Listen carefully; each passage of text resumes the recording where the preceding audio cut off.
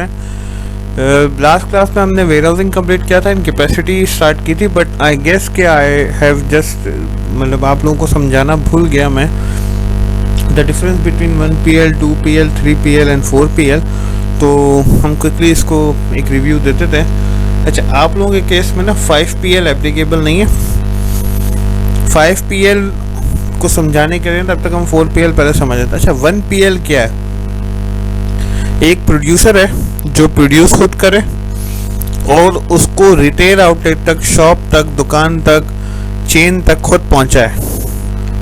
Logistics, transportation सब खुद manage करे, खुद करे या खुद मैनेज करे, तो this is called 1PL, first person logistics, ठीक है, या वन फर्स्ट पार्टी लॉजिस्टिक्स या वन पार्टी लॉजिस्टिक्स। फिर एक प्रोड्यूसर है कि जो प्रोड्यूस खुद कर रहा है और उसको पहुंचाने के लिए किसी ट्रांसपोर्टर की हेल्प ले रहा है, कोई गाड़ी किराए पे ले रहा है या किसी ट्रांसपोर्ट कंपनी को कॉल करके उनको बुला लेता है, ठीक है, whatever the scenarios are. तो ऐसी सूरत में जो लॉजिस्टिक्स कहलाएगी वो कहलाएगी सेकेंड पार्टी लॉजिस्टिक्स, सही है। अब आते हैं 3PL पे। अच्छा, पहले और दूसरे केस में वेयर हाउसिंग पार्टी की या प्रोड्यूसर की या मैन्युफैक्चरर की जिम्मेदारी थी, लेकिन थर्ड पार्टी लॉजिस्टिक्स में एक कंपनी को आप हायर करते हो जो packaging, warehousing and logistics का पूरा सिस्टम अपने हाथ में ले लेती है। ऐसी कंपनीज को, ऐसे रिलेशनशिप्स को हम थर्ड पार्टी लॉजिस्टिक्स कहते हैं। थर्ड पार्टी लॉजिस्टिक्स जनरली आप लोग TCS, TCL, लूपर्ट, जितने भी कोरियर कंपनी है, they are acting as third party logistics. क्यों?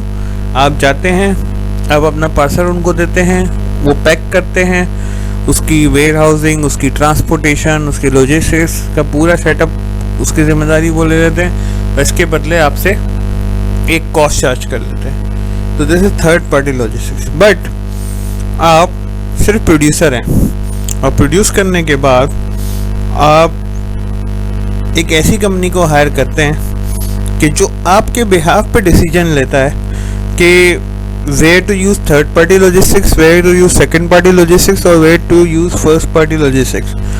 ऐसे सिनेरियो में इस रिलेशनशिप को आप फोर्थ पार्टी लॉजिस्टिक्स कहते हैं। इसकी एग्जांपल, सपोज आप TCS के साथ काम कर रहे हैं और हम इस टर्मिनोलॉजी के लिए या इसको समझने के लिए एक एग्जांपल लेते हैं कि TCS का suppose out of Pakistan operation नहीं है, बट आप कहते हो यार पाकिस्तान में आप मेरे साथ 3PL में काम करो एंड आउट ऑफ पाकिस्तान आप मेरे लिए 4PL बन जाओ। तो अगर आपको कोई शिपमेंट जर्मनी, USA, कनाडा भिजवानी है तो TCS आपके बिहाफ पे वहाँ किसी थर्ड पार्टी को कांटेक्ट कर सकता है, वहाँ किसी सेकंड पार्टी को कांटेक्ट कर सकता है या वहाँ खुद फर्स्ट पार्टी बन के जा सकता है। तो ऐसे सिनेरियो में TCS आपके लिए फोर्थ पार्टी लॉजिस्टिक्स है। अच्छा, पाकिस्तान में ये फोर्थ पार्टी लॉजिस्टिक्स का सिनेरियो कहाँ यूज़ होता है? ऑलमोस्ट एवरी कंपनी के पास, हर कंपनी के पास फ्रेट फॉरवर्डर्स होते हैं। वो फ्रेट फॉरवर्डर डिसाइड कर रहे होते हैं कब पिक करना है, कहाँ से पिक करना है, किस कंपनी से पिक करना है। आपको तो नहीं पता ना कि कौन से कोरियर सर्विस से या कौन से कंटेनर पार्टनर से आपका सामान आ रहा है। आपका चाइना से किस कंपनी के साथ सामान आ रहा है, जर्मनी किसके साथ सामान आ रहा है। तो ऑलमोस्ट सारे जो ये फॉरवर्डर है ना, फ्रेट फॉरवर्डर, वो जिन कंपनीज के साथ लोकल एंड इंटरनेशनल दोनों कैटेगरीज में काम कर रहे होते हैं ना, वो उनके लिए फोर्थ पार्टी लॉजिस्टिक्स बन जाते हैं। लोकल में भी वो डिसाइड करते हैं कि कौन से माल की कितनी इंपॉर्टेंस है, कौन सा माल LCL जाएगा, FCL जाएगा। अच्छा, फिफ्थ पार्टी लॉजिस्टिक्स जो है ना, वो कुछ आउटसोर्सिंग की तरह का हो जाता है। मतलब उसमें जो है ना, मैन्युफैक्चरिंग भी या प्रोडक्शन भी वही आपके लिए देख रहे होते हैं या वही आपके, लेकिन आप लोगों के पढ़ने के सिनेरियो के लिए ना फिफ्थ पार्टी लॉजिस्टिक्स नहीं है। आप फोर्थ पार्टी लॉजिस्टिक्स तक अपने वो क्लियर रखें कि फर्स्ट PL से लेकर 4PL तक जितनी भी लॉजिस्टिक्स हैं उनके रिलेशनशिप बिल्टअप कैसे होते हैं और किस में, कहाँ में क्या प्रॉब्लम फेस कर सकते हैं आप। तो आप लोगों का कोई क्वेश्चन है इसमें?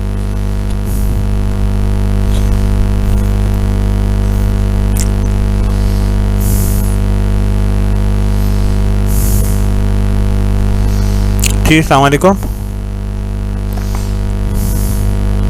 थर्ड पार्टी लॉजिस्टिक्स बेसिकली ऐसी कंपनी कि जो आपके लिए warehousing, packaging and transportation तीनों का ख्याल करे और तीनों के तीनों वही मैनेज करे, वो कंपनी थर्ड पार्टी लॉजिस्टिक्स कहलाती है आपके लिए।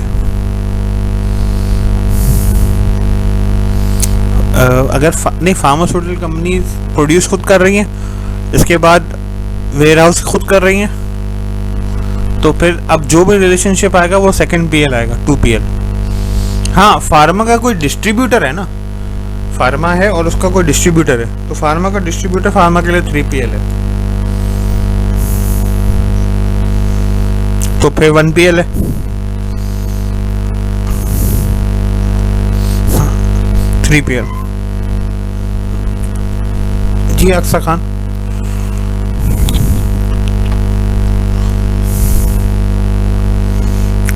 गुड जी तूबा। अभी जो वेयर हाउसिंग था ना, वही उसके आखिरी स्लाइड है ये।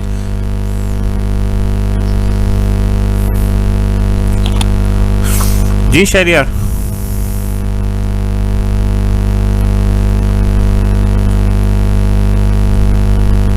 ओके, तो इस सवाल के साथ ये बात समझ में आ गई कि आप लोगों में से किसी ने भी अब तक जो है स्लाइड्स खोलने की जिम्मेदारी नहीं ली। खैर, बेहतर है। SCM5 के नाम से जो आई है ना, जिसका स्टार्ट बुलवेब से हो रहा।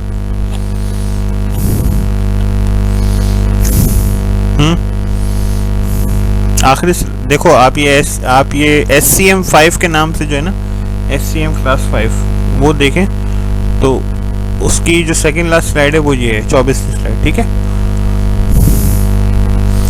अच्छा, हमारा जो लास्ट क्लास में टॉपिक स्टार्ट हुआ था, जिसको आज हमें हर सूट कंप्लीट करना है, वो है capacity, location planning and location logistics. ठीक है।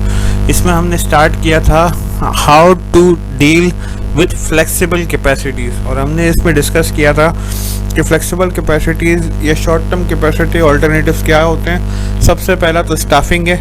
आप स्टाफिंग को चेंज करके, स्टाफिंग को प्लस एंड माइनस करके अपनी कैपेसिटीज़ बढ़ा लेते हो, सर्विस इंडस्ट्री में ख़ास तौर पे।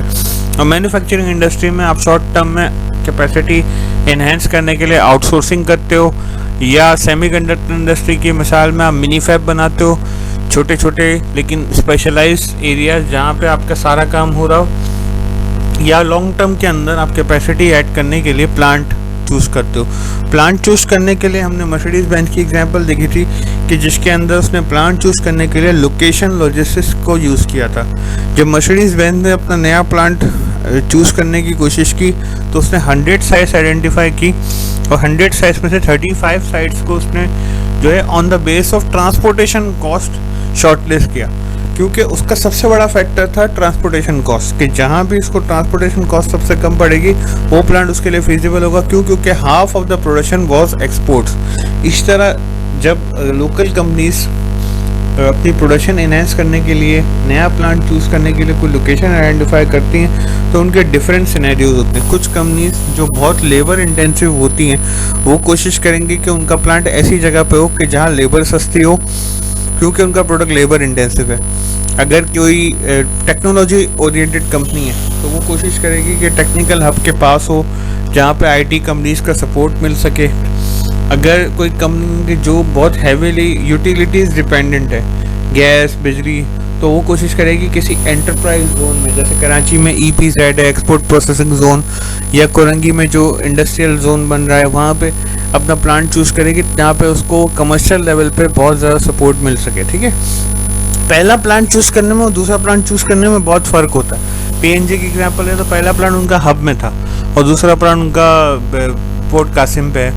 तो इट डिपेंड्स कि आप जब प्लांट बना रहे होते हो तो आप देखते हो क्या। अच्छा, कुछ कंपनीज होती हैं जो बहुत हैवीली इंपोर्ट डिपेंडेंट होती हैं, तो वो कोशिश करती हैं कि पोर्ट्स जैसे पोर्ट कासिम है, केमाड़ी पोर्ट है, इसके पास प्लांट क्यों, क्योंकि टू एंड फ्रो ट्रांसपोर्टेशन करीब हो। अब वो ज़माना चला गया कि ये सोचते हैं कि यार कस्टमर से करीब हो। कस्टमर से करीब करने के लिए वी हैव डिस्ट्रीब्यूशन सेंटर, जिसको हम DCs कहते हैं। हम DCs डेवलप कर लेते हैं या किसी डेवलप DCs के साथ अपनी बॉन्डिंग कर लेते हैं तो हमें बहुत सारी चीज़ों का फ़ायदा मिल जाएगा। लेकिन अब प्लांट जो है ना वो डिपेंड करता है आपकी अपनी रिसोर्स रिक्वायरमेंट पे। What is your resource requirement, या आपकी प्रोडक्शन के अंदर सबसे बड़ी कॉस्ट किस चीज़ की है, उस कॉस्ट को मिनिमाइज करने की कोशिश। अब कोई मिनरल डिपेंडेंट है, मार्बल फैक्ट्री है, तो वो कोशिश करेगी कि यार मेरे जहाँ पे मुझे मार्बल अवेलेबल हो वहाँ पे मैं चला जाऊँ। लेकिन इसके आगे ना बहुत सारे फैक्टर्स आएंगे जो आगे हम देखेंगे।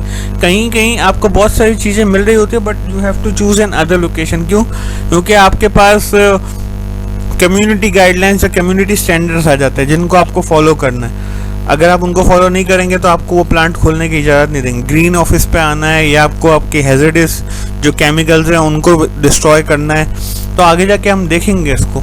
बाकी इसके बाद हमने बात की थी कैपेसिटी प्लानिंग जो है वो अप्लाई होती है बहुत मैन्युफैक्चरिंग एंड सर्विस ऑर्गेनाइजेशन में, और कैपेसिटी ऑप्शंस जो है वो short term and long term दोनों हो सकते हैं। आगे हम बात करेंगे फोरकास्टिंग की। फोरकास्टिंग कैपेसिटी जो है आप किस तरीके से डिटरमाइन कर सकते हो। पहली बात तो ये, आपको अगर एक न्यू प्लांट लगाना है, एक तो है आपका एग्जिस्टिंग प्लांट है जिसकी कैपेसिटी एग्जॉस्ट हो चुकी है, आप उस कैपेसिटी को इन्हेंस करने के लिए नया प्लांट लगा रहे हैं, वेल डन। लेकिन अगर आपकी कैपेसिटी एग्जॉस्ट नहीं हुई है और आप एक नया प्लांट इनिशियली लगा रहे हैं, तो सबसे पहले आप अपनी डिमांड को कैसे मतलब आइडेंटिफाई करते हैं। उस आइडेंटिफिकेशन के लिए आप यूज़ करते हैं फोरकास्टिंग को। फोरकास्टिंग दो तरीके से हो सकती है, क्वालिटेटिव और क्वांटिटेटिव।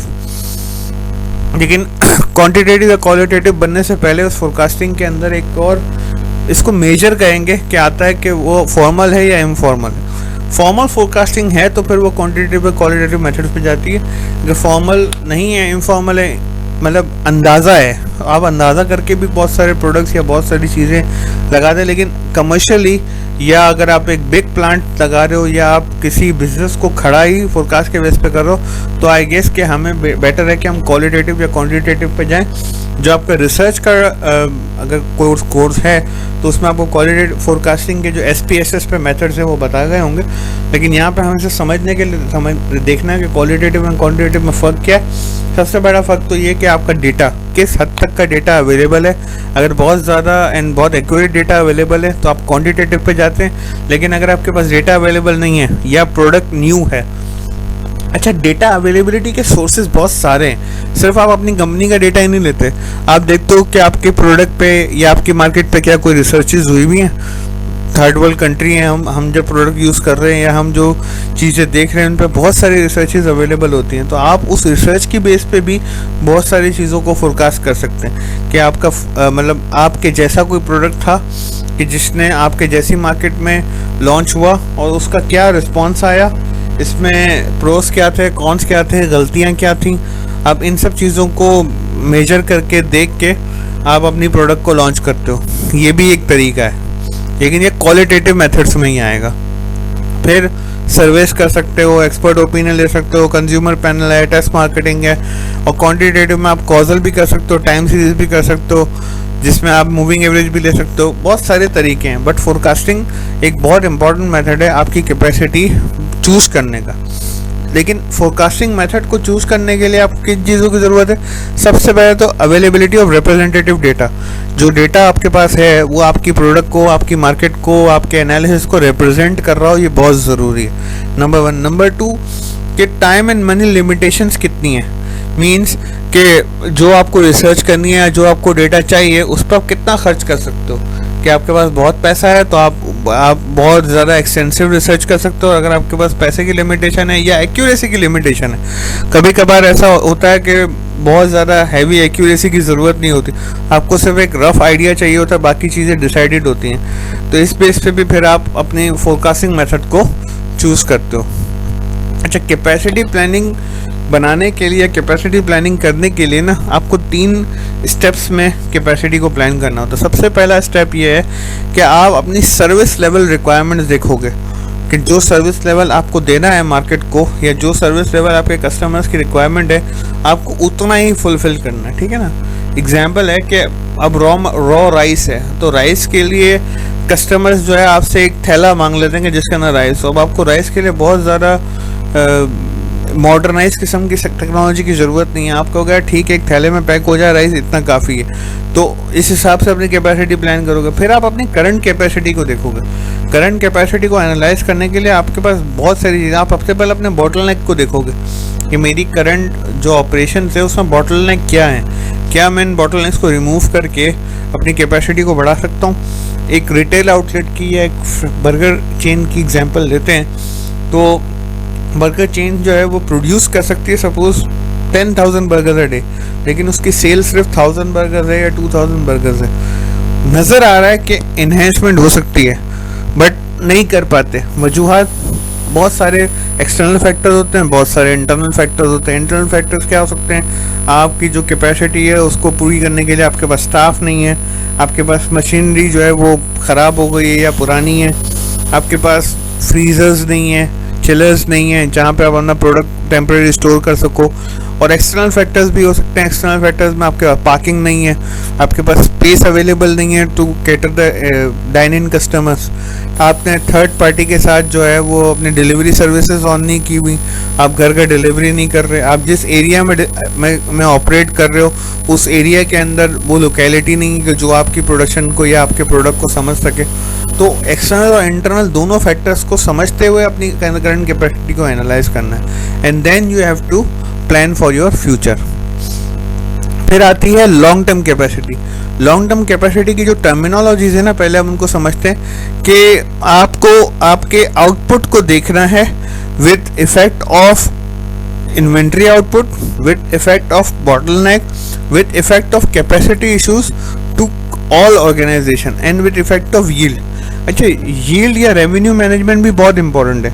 आप बहुत ज़्यादा प्रोड्यूस कर रहे हो but still you are not making money, तो यहाँ पे ये समझना है कि व्हाट आर द रीजंस। मैंने कुछ मतलब डिफरेंट सिनेरियोज में डिफरेंट चीज़ों को डिस्कस किया है, बट जनरली जो लोग प्रोड्यूस कर रहे होते हैं ना, वो कभी कभार नुकसान में बेच रहे होते हैं, उनको पता नहीं होता। बहुत जगह डील्स लगा देते हैं और डील्स की वजह से उनको काफ़ी नुकसान हो रहा होता है, लेकिन समझ नहीं आ रहा होता। बहुत जगह पे उन्होंने सिर्फ अपनी कॉस्टिंग ठीक से नहीं की होती, फीफो लिफो या वेटेड एवरेज को यूज़ नहीं किया होता, जिसकी वजह से and result end of year पता चलता है कि आप तो असल में नुकसान में बेच रहे थे। ठीक है, बहुत जगहों पे आपने अपनी जो प्रोडक्शन की यील्ड है कि आप एक यान से कपड़ा बना रहे हो, तो अगर आपको यान से एक किलो यान से 1 मीटर कपड़ा बनाना चाहिए तो आप नहीं बना रहे, आप 2 किलो यान से बना रहे हो। और एंड रिजल्ट क्या होता है कि आप जो कॉस्टिंग कर रहे होते हो वो 1 किलो की कर रहे होते हो। तो सप्लाई चेन मैनेजर को ना हर पॉइंट पे देखना पड़ता है। मैं अगर आपको अपनी एग्जांपल दूं तो एक बहुत क्लासिक एग्जांपल मेरे पास है कि जब हमने मैककेफे लॉन्च किया ना, तो हम प्रोडक्ट को जो है वो हमने जो कैलकुलेशन की थी वो प्रोडक्ट थी पेपर प्लेट पे सर्व होने की, लेकिन बाद में पता चला कि नहीं है सेरेमिक पे सर्व होगी। ठीक है, सेरेमिक पे जब ब्राउनी को सर्व करने लगे तो उसके साथ थोड़ी सी व्हिप्ड क्रीम के ऊपर चॉकलेट सॉस डाल के वो एक टेक्सचर देने के लिए हम बनाने लगे, हमने उसको बेचना शुरू किया।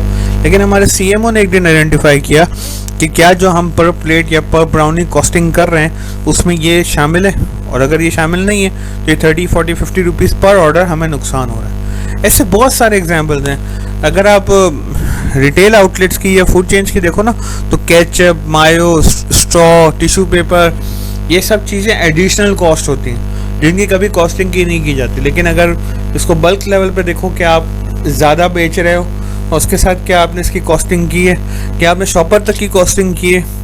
क्योंकि अब इम्तियाज़ की एग्जांपल ले लो तो 10% डिस्काउंट, अगर 10% पे वो काम कर रहा है तो क्या उसने उस पैकिंग बैग की कॉस्टिंग की है जो वो हर कस्टमर को दे रहा है और एडिशनल दे रहा है। ठीक है, ट्रेस की कॉस्टिंग की है। तो आपको ये देखना है कि आपकी यील्ड मैनेजमेंट कैसी है, रेवेन्यू मैनेजमेंट कैसी है। बहुत सारे बिजनेस ओनली कैश चल रहे होते हैं। ठीक है, तो अगर वो लोन ले लें तो क्या लोन की रेंट की कॉस्ट, मतलब लोन के जो इंटरेस्ट है उसकी कॉस्टिंग की है हमने।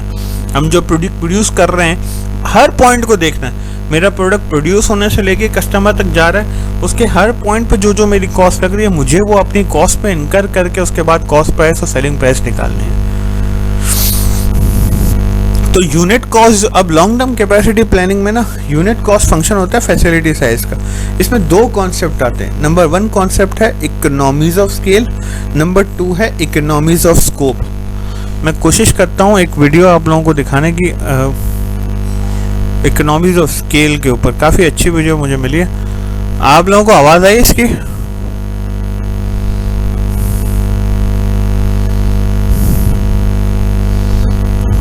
नहीं आ रही, एक मिनट।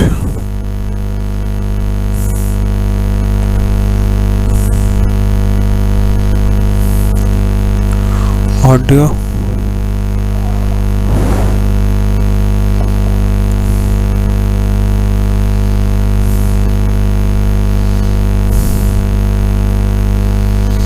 अच्छा चले, मैं आप लोगों को जो है वो इसकी वीडियो जो है वो ये वीडियो की जो है लिंक आपको शेयर कर दूंगा, तो आप लोग उसको देख लीजिएगा। पहले हम इकोनॉमीज ऑफ स्केल का थोड़ा सा कॉन्सेप्ट खुद समझ लेते हैं। इकोनॉमीज ऑफ स्केल क्या है कि आप जो भी प्रोडक्ट प्रोड्यूस कर रहे हो उसको प्रोड्यूस करते वक्त आप इस बात का ख्याल रखें कि पहले तो प्रोडक्शन मेरे फिक्स कॉस्ट को केटर कर ले। मींस जो एग्जांपल है मैं उसको कोट करते हुए आपको समझाता हूँ कि वो एक प्रोडक्ट प्रोड्यूस कर रहा था जिसको प्रोड्यूस करने के लिए उसके पास कुछ फिक्स कॉस्ट थी। इस एग्जांपल में फिक्स कॉस्ट ली गई है रेंट के, जो इसने लोकेलिटी ली हुई थी या जो जगह ली हुई थी उसका रेंट था $1000। इसकी प्रोडक्ट की कॉस्ट थी $20।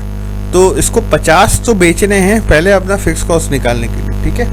फिर हर प्रोडक्ट को प्रोड्यूस करने के लिए एक वेरिएबल कॉस्ट आती है, तो वो वेरिएबल कॉस्ट का फैक्टर था। वेरिएबल कॉस्ट थी इसकी सपोज $5, तो अगर उसने 50 बेचे तो इस पर $25 की वेरिएबल कॉस्ट लगी, तो तकरीबन $1025 तक की सेल तक वो अपनी प्रोडक्ट प्रोड्यूस करता रहेगा या सेल करता रहेगा, लेकिन ना कोई फ़ायदा होगा ना कोई लॉस होगा। 1025 ये एक थ्रेशोल्ड था जो इसका ब्रेक इवन था कि 1025 के बाद जो भी सेल होगी वो इसका प्रॉफिट होगा। बट फैक्टर क्या आया? फैक्टर आया फिक्स कॉस्ट का भी, फैक्टर आया वेरिएबल कॉस्ट का भी। आपको ये देखना है इकोनॉमीज ऑफ स्केल में कि पहले तो आप एक ब्रेक इवन है, जैसे आपकी पूरी जो भी प्रोडक्शन है सपोज 1000 कार्टन या 1000 यूनिट जब तक प्रोड्यूस नहीं हो जाते तब तक आपकी ब्रेक इवन नहीं आएगा। आपकी लेबर है, आपकी यूटिलिटीज़ है, आपका रेंट चार्जेस हैं, आपके इंटरेस्ट चार्जेस हैं, अभी आपका अपना प्रॉफिट इसमें शामिल नहीं हुआ, पहले तो ब्रेक इवन का पॉइंट आया। तो इकोनॉमीज ऑफ स्केल कहता है कि आप फ़ायदा उठाओ अपनी प्रोडक्शन को यूज़ करते हुए कि जिससे हर नया प्रोडक्ट जो प्रोड्यूस हो वो कम कॉस्ट का हो। और ये आपकी लॉन्ग टर्म कैपेसिटी प्लानिंग का एक बहुत इंपॉर्टेंट फैक्टर होता है। कैपेसिटी प्लानिंग करनी क्यों है या कैपेसिटी इन्वेस्टमेंट करने क्यों है? अल्टीमेटली प्रॉफिट कमाने के, लेकिन प्रॉफिट कमाओगे कब? जब इकोनॉमीज ऑफ स्केल का कॉन्सेप्ट यूज़ करते हुए करोगे। मतलब हर नया प्रोडक्ट जो प्रोड्यूस होगा वो सस्ता होगा, उसके लिए आपको मशीनरी ऐड करनी पड़े, पैकेजिंग मशीनरी ऐड करनी पड़े या लोगों को ट्रेन करना पड़े, मतलब जिस भी जगह पे आपको कॉस्ट खर्च करनी है आप करें, लेकिन आप कोशिश करें कि आप इकोनॉमीज ऑफ स्केल को अचीव कर लें, सही है। अच्छा, इसके साथ एक डिसइकोनॉमीज ऑफ स्केल का कॉन्सेप्ट भी होता है कि हर एक प्रोडक्ट जो आप एक्स्ट्रा प्रोड्यूस कर रहे हैं वो आपके लिए पिछले प्रोडक्ट से ज़्यादा महंगा है, सही है। एग्जाम्पल, एक फैक्ट्री है जिसकी टाइमिंग है 12 घंटे की, 12 घंटे की लेबर भी है उसके पास, 12 घंटे की यूटिलिटी भी है, 12 घंटे की सब चीज़ें, बट उसको किसी स्पेशल रीज़न में 2 या 4 घंटे एक्स्ट्रा प्रोडक्शन करनी। अब उस एक्स्ट्रा प्रोडक्शन के लिए उसको जनरेटर चलाना है, उस एक्स्ट्रा प्रोडक्शन के लिए उसको करंट लेबर को ओवर टाइम देना है। तो अब वो हर जो नया प्रोडक्ट, हर जो एक प्रोडक्ट 12 घंटे के बाद प्रोड्यूस कर रही होगी वो पिछले प्रोडक्ट से महंगा होगा। लेकिन ये स्पेशल केस सिनेरियो है, स्पेशल केस सिनेरियो में लोग कर लेते हैं, लेकिन आपने समझना है कि जो आपका प्रोडक्ट बन रहा है वो इकोनॉमीज ऑफ स्केल का कॉन्सेप्ट लेके अभी आ रहा है या नहीं। इसको सप्लाई चेन में कैसे समझ सकते हैं? सप्लाई चेन में समझने के लिए आप क्लासिक एग्जांपल लें आउटसोर्सिंग एंड इनसोर्सिंग कि आपने देखा कि जो प्रोडक्ट आप बेच रहे हो वो आप प्रोडक्ट खुद बनाओ या आप प्रोडक्ट चाइना से इंपोर्ट करो या आप प्रोडक्ट किसी और मुल्क से इंपोर्ट करो। इंपोर्ट होने के बाद बहुत सारी चीज़ें पाकिस्तान में पाकिस्तानी प्रोडक्ट से सस्ती पड़ती हैं। कैसे? बिकॉज जहाँ से आप इंपोर्ट कर रहे हो ना वो इकोनॉमीज ऑफ स्केल पे काम कर रहे हैं। आप पाकिस्तान में उस प्रोडक्ट के उस पर्टिकुलर चीज़ के 10,000 यूनिट बना सकते हो, वहाँ 10 लाख यूनिट बन रहे हैं। आपकी पाकिस्तान में कॉस्ट पड़ रही है उसकी $2, वहाँ पे उनको सेंट्स में कॉस्ट पड़ रही है, और इम्पोर्ट्स एंड ड्यूटीज़ के बाद भी आपको वो $1 के अंदर या $1 से कम में पड़ रही है, और आप खुद बना रहे हो सारी चीज़ें करके, वेंडर मैनेजमेंट करके, कॉस्ट मैनेजमेंट। क्यों? क्योंकि यहाँ पे आपको इन्वेस्टमेंट कॉस्ट महंगी है, या लैंड महंगा है, या यूटिलिटीज़ महंगी है। तो अल्टीमेटली कुछ तो सप्लाई चेन मैनेजर्स को ना ये economies and diseconomies of scale को के तराजू में हर वक्त अपने आप को रखना होता है कि कौन सी ऐसी प्रोडक्ट है जिस पे मुझे जाना भी है, या जिसको मुझे प्रोड्यूस करना भी है, या कौन से ऐसे प्रोडक्ट है जिनको प्रोड्यूस ही नहीं करना है, या जिनको अपनी प्रोडक्ट लाइन से बाहर निकाल देना है। इनिशियली जब मशीन स्टार्ट होती है, या जब फैक्ट्री स्टार्ट होती है, जब आउटलेट स्टार्ट होता है, तो यकीनन वो प्रोडक्ट सस्ती होगी, या वो प्रोडक्ट आपकी की या स्टार प्रोडक्ट होगी। लेकिन वक्त के साथ साथ रेगुलेशन चेंज होने की वजह से बहुत सारी चीज़ें चेंज हो जाती हैं। अब अगर मैं आपको अपने एग्जांपल दूं, तो हम फ़िश जो इंपोर्ट करते थे, या फ़िशो फिले जो बनाते थे, उन्होंने फ़िश पे हमें कभी इंपोर्ट ड्यूटी नहीं पड़ती थी। लेकिन इस जो लास्ट रेगुलेशन है इसके अंदर फ़िश के ऊपर भी इंपोर्ट ड्यूटी, हालांकि फ़िश पे इंपोर्ट ड्यूटी करना कोई समझदारी वाली केस नहीं हुई। यहाँ पे बहुत सारे प्रोडक्ट ऐसे हैं जो फ़िश डिपेंडेंट हैं, और बट उन पे ड्यूटीज़ नहीं थी, लेकिन अचानक ड्यूटी पड़ना शुरू हो गई। तो हमें देखना है कि हम फ़िशो फिले को प्रमोट भी करें या ना करें, क्योंकि अगर वो जितना ज़्यादा बिकेगा उतना ज़्यादा हमें नुकसान हो। इसी तरह एक और कॉन्सेप्ट है इकोनॉमीज ऑफ स्कोप का। अब इकोनॉमीज ऑफ स्कोप का समझने के लिए जो एग्जांपल मेरे पास है ना, वो ये कि आप एक लेदर मैन्युफैक्चरिंग कंपनी हो जो कि शूज़ बना रहे हो, और शूज़ बना रहे हो आप मेंस एंड वुमेन्स के लिए। बट आपने देखा कि यार मेरे पास प्रोडक्शन फैसिलिटी भी अवेलेबल है, मेरे पास लोग भी अवेलेबल हैं, तो क्यों ना मैं किसी और जॉनर में भी एंटर हूँ। अब वो जॉनर कुछ भी हो सकता है। वो जॉनर जूते, लेदर प्रोडक्ट में बेल्ट्स बनाना है, लेदर प्रोडक्ट में वॉलेट्स बनाना है, या अगर आप सिंपलिस्टिक रहो तो आप मैन एंड वुमेन के जूते बना रहे थे, आपने बच्चों के जूते बनाना भी शुरू कर दिए। तो आपको ये देखना है कि मुझे अपनी फैसिलिटी से मैक्सिमम आउटपुट कैसे अटेन करना है। अगर हम अपनी डिस्कशन के टॉपिक पे चले जाए, तो हमने कहा कि यार 12 घंटे में फैक्ट्री चला रहा था, और 12 घंटे फैक्ट्री चला के सपोज मर्दों और औरतों के जूते बनाना था, तो एक्स्ट्रा 12 घंटे चला के अगर मैं बच्चों के जूते बनाऊं तो क्या मुझे कुछ फ़ायदा होगा? और अगर फ़ायदा होगा तो मुझे इकोनॉमीज ऑफ स्कोप को यूटिलाइज करना है, इकोनॉमीज ऑफ स्कोप को अपने पर्पस के लिए, अपने फ़ायदे के लिए एक्सप्लॉइट करना है। तो जब वेरी लार्ज फैसिलिटीज़ आ जाती हैं ना, वहाँ आप डिसइकोनॉमीज ऑफ स्केल पे चले जाते हो। इसको समझाने के लिए आउटलेट्स की एग्जांपल लो, आप मॉल्स की एग्जांपल लो। मॉल्स एक सर्टेन टाइमिंग पे ऑन होते हैं। सपोज वो सुबह 10 बजे से लेके रात 12-1-2 बजे तक ऑन होते हैं, और 2 बजे क्लोज होकर सुबह 10 बजे या 11 बजे ओपन होते हैं। क्यों? क्योंकि रात 2 से लेके सुबह 10 बजे तक उनको पता है कि फुटफॉल नहीं होगा, उनको पता है कि हर जो कस्टमर आएगा उसको केटर करने के लिए जो मेरी कॉस्ट लगेगी वो कई गुना ज़्यादा है बनिस्बत कि जो कस्टमर 10 या 11 बजे आएगा और 2 बजे जाएगा उसमें। क्योंकि हर घंटे की उनके पास कॉस्ट है ना, लेबर कॉस्ट है, यूटिलिटी कॉस्ट है, चलो रेंट फिक्स है, फिक्स कॉस्ट का एलिमेंट हटा दो। मैं कुछ पॉइंट पे ऐसा हो जाता है कि मैं कुछ पॉइंट्स पे अपना वेरिएबल कॉस्ट भी रिकवर नहीं कर पाता। मीन्स अगर एक कस्टमर को केटर करने की मेरे पास कॉस्ट है 1000 रुपये या 100 रुपये या 500 रुपये, तो मुझे पता है कि मैं रात 2 से लेकर सुबह 11 बजे तक ये कॉस्ट भी रिकवर नहीं कर पाऊँ। फिक्स कॉस्ट को चलो मैं, लेकिन यही चीज़ आप इकोनॉमीज ऑफ स्केल में एक्सप्लॉइट करते हो कि आपने सुबह 10 से 2 बजे तक अपना फिक्स कॉस्ट निकाल लिया। अब 2 बजे के बाद चला के देखो कि क्या वेरिएबल कॉस्ट का ही सिर्फ एलिमेंट निकाल सकते हो। अगर यस तो you go for it, you go for the production, you go for the timings, you go for the outlet। तो इकोनॉमीज और डिस इकोनॉमीज ऑफ स्केल का सप्लाई चेन में बहुत गहरा ताल्लुक है। आपको ये समझना है कि हर वो प्रोडक्ट जो बन रही है, क्या वो प्रॉफिट दे रही है, क्या वो लॉस दे रही है, किस प्रोडक्ट को पुश करने से मुझे प्रॉफिट मिलेगा, किस प्रोडक्ट को पुश करने से मुझे प्रॉफिट नहीं मिलेगा। ठीक है ना जी? सवाल आपका, किसी का कोई सवाल है अभी तक, या सबको समझ में आ रहा है?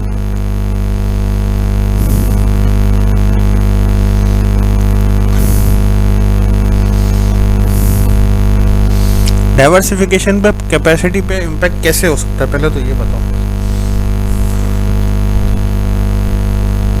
नहीं, इकोनॉमीज ऑफ स्कोप के कॉन्सेप्ट में ना पहले तो ये है कि आपके पास एक फैसिलिटी है, ठीक है ना। तो यहाँ पे ना हमें सिर्फ दो एलिमेंट्स को कंसिडर करना है, वो एक है फिक्स कॉस्ट, एक है वेरिएबल कॉस्ट। मैं फिक्स कॉस्ट को नहीं छेड़ रहा, मेरी जो रेंट है, मेरी जो यूटिलिटी है, मेरा जो इंटरेस्ट है, वो सारी चीज़ें मैं एग्जिस्टिंग प्रोडक्शन से निकाल रहा हूँ, ठीक है। अब मैं सोचूंगा कि एग्जिस्टिंग प्रोडक्शन में गैप है, सपोज 4 घंटे का गैप है, 8 घंटे का गैप है, जो कि अंडर यूटिलाइज है या नॉन यूटिलाइज है, मैं उसको कैसे इस्तेमाल करूँ। इसकी एक और अच्छी एग्जांपल है, मैं आपको अपने टैंक के जो प्लांट है उसके हमारे पास बहुत बड़ी लैंड थी, क्योंकि जब टैंक इन्होंने एक्वायर किया था ना, तब वहाँ बहुत सस्ती लैंड मिल रही थी, उन्होंने बहुत ज़्यादा बड़ी लैंड ले ली थी, हमें 7-8 एकड़ की ज़रूरत थी, उन्होंने 20 एकड़ ले ली थी। अब जो बाकी 14-15 एकड़ हमारे पास एक्स्ट्रा बचा था ना, हम उसको सोच रहे थे उसको यूटिलाइज कैसे करें। आया वेयर हाउस बना लें, आया जो है वहाँ पे किसी और कंपनी को बुला के प्लांट लगवा लें, कुछ भी कर सकते। तो ये है इकोनॉमीज ऑफ स्कोप का कॉन्सेप्ट, कि मेरे पास जगह है, मेरे पास अंडर यूटिलाइज एरिया है, मेरे पास अंडर यूटिलाइज कैपेसिटीज़ हैं, मैं उसको कैसे इस्तेमाल करूँ। लेकिन इकोनॉमीज एंड डिसइकोनॉमीज ऑफ स्केल का कॉन्सेप्ट होता है कि हर प्रोडक्ट जो बन रही है ना, वो पिछले प्रोडक्ट की सेम प्राइस पे, पिछले प्रोडक्ट से सस्ती है या पिछले प्रोडक्ट से महंगी है, ये देखना है। अगर पिछले प्रोडक्ट से सस्ती है तो इकोनॉमीज ऑफ स्केल मैंने अटेन कर ली, मैं हर वो प्रोडक्ट जो मंगवा रहा हूँ या जो बना रहा हूँ वो पिछले प्रोडक्ट से सस्ती बन रही है, और मैं कॉस्ट प्राइस मेरी कम होती जा रही है, सेल प्राइस वही है, तो मेरा डिफरेंस ऑफ प्रॉफिट बढ़ता जा रहा है। इसी तरह हर वो प्रोडक्ट जो मैं बना रहा हूँ वो पिछले प्रोडक्ट से महंगी है, तो कॉस्ट प्राइस का कॉन्सेप्ट वही, मतलब सेल प्राइस वही है, कॉस्ट प्राइस बढ़ती जा रही है, प्रॉफिट मार्जिन श्रिंक होता जा रहा है। ये कॉन्सेप्ट आपको डील्स लगाते वक्त, ये कॉन्सेप्ट आपको प्रोडक्ट की प्राइसिंग करते वक्त, ये कॉन्सेप्ट आपको बंडल ऑफर्स लगाते वक्त बहुत सोच समझ के यूज़ करना होता है। आपने बंडल ऑफर तो लगा दिया, आपकी सेल तो बढ़ गई, लेकिन पता चला कि आप जो 1000 रुपये की चीज़ बेच रहे हो वो आपको पड़ी 900 रुपये की रही है, आपका प्रॉफिट मार्जिन 5% या 6% रह गया। जी अब्दुल समद।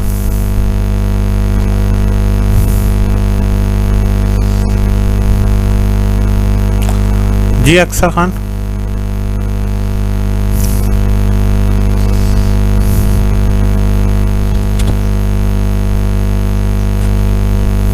यस बट इसको अगर ऐसे समझोगे ना तो कभी भी इसको सप्लाई चेन में अप्लाई नहीं कर सकोगे। अब आप एक सप्लाई चेन मैनेजर हो जो कि जिसको प्रोडक्ट का डिसीजन लेना है कि यार हमें ये प्रोडक्ट कंटिन्यू करनी भी है या नहीं, ठीक है। तो अब आप किस तरीके से इसको अप्लाई करो। आप ये देखोगे कि जो मैं प्रोडक्ट बना रहा हूँ या जो मैं प्रोडक्ट बेच रहा हूँ वो मुझे कितने की पड़ रही है, ठीक है। अगर मैं इसको ज़्यादा बेचता हूँ, ठीक है, तो क्या मुझे कोई फ़ायदा होगा, या ऐसा ना हो कि इसको ज़्यादा बेचने से मुझे नुकसान हो। इसको समझने के लिए ना आपको पूरी सप्लाई चेन समझना ज़रूरी है। अब मैं आपको एग्जांपल देता हूँ मैकडॉनल्ड्स की ना। हमारे पास जो सबसे बड़ा जीपी मार्जिन है या जो सबसे ज़्यादा जिसके अंदर प्रॉफिट है ना जिस प्रोडक्ट के अंदर, वो है आइसक्रीम, है ना। हमारा 60% अपोज जीपी मार्जिन है उसके अंदर, लेकिन हम उसको प्रमोट नहीं करते। क्यों?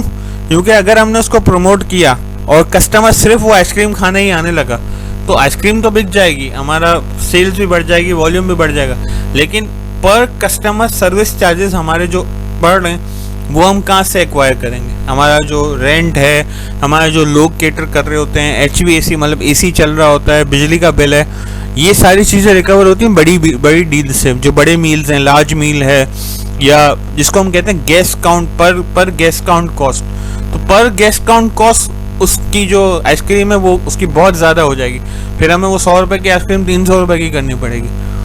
प्रॉफिट मार्जिन बढ़ जाएगा लेकिन कस्टमर फिर कम हो जाएंगे। तो ये जो बैलेंस है ना, ये आपको देखना होता है economies of scale and economies of scope के अंदर। क्या आप बैलेंस लेके चलो। अगर आपको लगता है कि आपका इकोनॉमीज ऑफ स्कोप आपको आगे फ़ायदा नहीं देगा, आप नहीं लेके जाओ। ले जाना ज़रूरी नहीं है, अपनी एक्सटेंशन करना ज़रूरी नहीं होती, लेकिन एग्जिस्टिंग कैपेसिटी को मैक्सिमम यूटिलाइज करना हर कोई चाहता है। अब हमारे पास जो मैकडॉनल्ड्स है, हर कोई चाहता है कि अपनी एग्जिस्टिंग कैपेसिटी को मैक्सिमम यूटिलाइज करे। हमारे पास 2 पीक आवर होते हैं, 1 to 4 एंड 8 to 12, जो अगर हमारी पूरी अगर कॉस्टिंग देखो ना तो फिजिबल तो सबसे ये है कि सिर्फ इसी वक्त आउटलेट खुले, लेकिन जो एडिशनल वक्त आउटलेट खुल रहा है उसको कैसे यूटिलाइज करें। उसको फिर हम MDS मतलब delivery, drive through, breakfast, McCafe, line extensions करके इकोनॉमीज ऑफ स्कोप का कॉन्सेप्ट यूज़ करके हम चला रहे हैं कि एग्जिस्टिंग हमारे पास फैसिलिटी है, हमारे पास लोग हैं, let's exploit them to maximum. अपनी लॉन्ग टर्म कैपेसिटी को एनहेंस करने के लिए।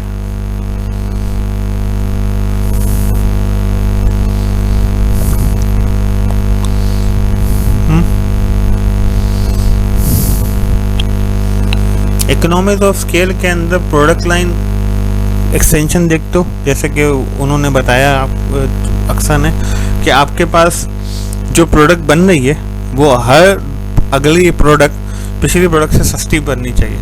अगर ऐसा सिनेरियो है तो आप इकोनॉमिक्स ऑफ स्केल अचीव कर चुके हो। और इकोनॉमिक्स ऑफ स्केल के अंदर हम दो कॉन्सेप्ट्स को या दो कॉस्ट को सबसे ज़्यादा देख रहे होते हैं, एक होती है फिक्स कॉस्ट और एक होती है वेरिएबल कॉस्ट। कभी कभार हम प्रोडक्शन इसलिए कर रहे होते हैं कि आप सपोज थ्रेशोल्ड था हमारा 1000, हम अगर 1000 यूनिट डेली प्रोड्यूस करें तो हम ब्रेक इवन पे आ जाएंगे।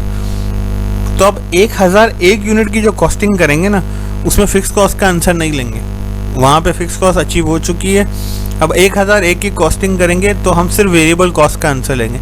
यही वो वजह है कि जिसकी बिना पे बहुत सारे रिटेल आउटलेट आपको बहुत सारी प्रोडक्ट्स मार्केट से कम प्राइस पे दे सकते हैं। उनको पता है कि अगर हमने ये सर्टेन प्रोडक्ट के 1000 यूनिट बेच दिए या 10,000 यूनिट बेच दिए ना, तो हम अपनी फिक्स कॉस्ट रिकवर कर लेंगे। अब जो अगली प्रोडक्ट बेचनी है ना, वो हमारे लिए गिफ्ट है। हम उस गिफ्ट को जितनी कम प्राइस पे बेचें हम हमारे लिए प्रॉफिट है, मतलब वो फ्री है हमारे लिए। सपोज अगर एक रिटेल आउटलेट है जो कि टूथपेस्ट सेल कर रहा है, टूथपेस्ट मार्केट में वही टूथपेस्ट है वो 200 रुपये का, लेकिन वो रिटेल आउटलेट आपको 170 या 180 का देता है। कैसे? क्योंकि उसको पता है कि अगर मैंने इस सर्टन एलिमेंट के 10,000 यूनिट बेच दिए ना, तो मैं फिक्स कॉस्ट रिकवर कर लूँगा। अब 10,001 यूनिट जो भी बिकेगा ना, उसमें से वेरिएबल कॉस्ट का आंसर है जो कि बहुत छोटा होता है। अगर वो उसकी कॉस्ट प्राइस 200 रुपये है ना, वो तो वेरिएबल कॉस्ट का आंसर उसमें 50-60 रुपये होगा। तो इसका मतलब है कि 50-60 रुपये से ऊपर किसी भी प्राइस पे उसको बेच सकते हैं। तो वो 150, 170 रखते हैं और उनका प्रॉफिट मार्जिन बड़ा होता है। लेकिन इकोनॉमिक्स ऑफ स्कोप का कॉन्सेप्ट ये है कि मेरे पास एक एरिया है, एक विसिनिटी है जो कि अंडर यूटिलाइज है, उसको मैं यूटिलाइज कैसे कर सकता हूँ? एडिशनल बेनिफिट यूज़ करके। जब इम्तियाज़ ओपन हुआ था तो वो सिर्फ एक रिटेल आउटलेट था, वो सिर्फ ग्रॉसरी रख रहा था, उसने सिर्फ जो है वो फैमिलीज को टारगेट किया था। लेकिन धीरे धीरे उसने बेकरी लाइन एक्सटेंशन भी की, फिर मीट एक्सटेंशन भी की, फिर इंपोर्टेड प्रोडक्ट की एक्सटेंशन भी की, फिर सेरामिक्स की एक्सटेंशन भी की। ये होता है इकोनॉमिक्स ऑफ स्केल। जगह है, एरिया है, कस्टमर आ रहा है, लेट्स एक्सप्लॉइट इट। ज़्यादा चीज़ें रखो, वो भी चीज और जितनी भी जो एक्स्ट्रा चीज़ें हैं ना, उनकी जो प्रॉफिट मार्जिन है ना, वो ग्रॉसरी से ज़्यादा होता है। ग्रॉसरी से हायर प्रॉफिट मार्जिन की वो चीज़ें होती हैं। तो कस्टमर जब ग्रॉसरी खरीदने आ रहा है तो इलेक्ट्रॉनिक्स खरीद भी रहा है, वहाँ से सेरामिक्स भी खरीद रहा है, वहाँ से इंपोर्टेड प्रोडक्ट भी खरीद रहा है, वहाँ से बेकरी आइटम भी खरीद रहा है। ये होता है इकोनॉमिक्स ऑफ स्कोप का कॉन्सेप्ट। तो डिमांड जो आउटपुट लाइफ साइकिल होता है ना प्रोडक्ट का, उसके अंदर दो चीज़ें बहुत वेरी कर रही होती हैं या बहुत ज़्यादा इम्पोर्टेंट होती हैं हमें देखने के लिए। एक होती है डिमांड सीजनैलिटी, कि जो मेरी प्रोडक्ट है क्या वो जो मेरे मतलब जो भी सीजन, अगर वो सीजनल प्रोडक्ट है या नहीं। पहले तो ये समझना, हम बहुत सारी चीज़ों को गलत फहमी में सीजनल प्रोडक्ट समझते हैं या गलत फहमी में सीजनल प्रोडक्ट नहीं समझते, ठीक है ना। फॉर एग्जांपल, अगर कोक या पेप्सी के आप डिस्ट्रीब्यूटर से या कोक या पेप्सी के सेल्स मैनेजर से बात करें ना, तो कोक एंड पेप्सी को सीजनल प्रोडक्ट नहीं कहते। बट हमारे कॉन्सेप्ट में सर्दी में कोक कम पी जाती है, गर्मियों में ज़्यादा पी जाती है। तो आपको आपकी प्रोडक्ट की एक्चुअल वैल्यू देखनी है कि यार मेरा प्रोडक्ट वाकई पहले तो सीजनल है या नहीं, और उसकी सीजनैलिटी किस पे डिपेंड कर रही है। सर्दी गर्मी पे डिपेंड कर रही है, मतलब ज्योग्राफी फैक्टर्स पे डिपेंड कर रही है, साइकोग्राफी फैक्टर्स पे डिपेंड कर रही है, या सेल्स ट्रेंड है ऐसा कोई, या कोई मार्केट के अंदर मतलब ग्रॉसरी है तो आप ग्रॉसरी को सीजनल प्रोडक्ट तो नहीं कहोगे ना। लेकिन इम्तियाज़ के, अगर आप इम्तियाज़ के कॉन्सेप्ट में देखो या आप रिटेल आउटलेट के कॉन्सेप्ट में देखो, तो वो उसको सीजनल प्रोडक्ट कहेंगे। कैसे?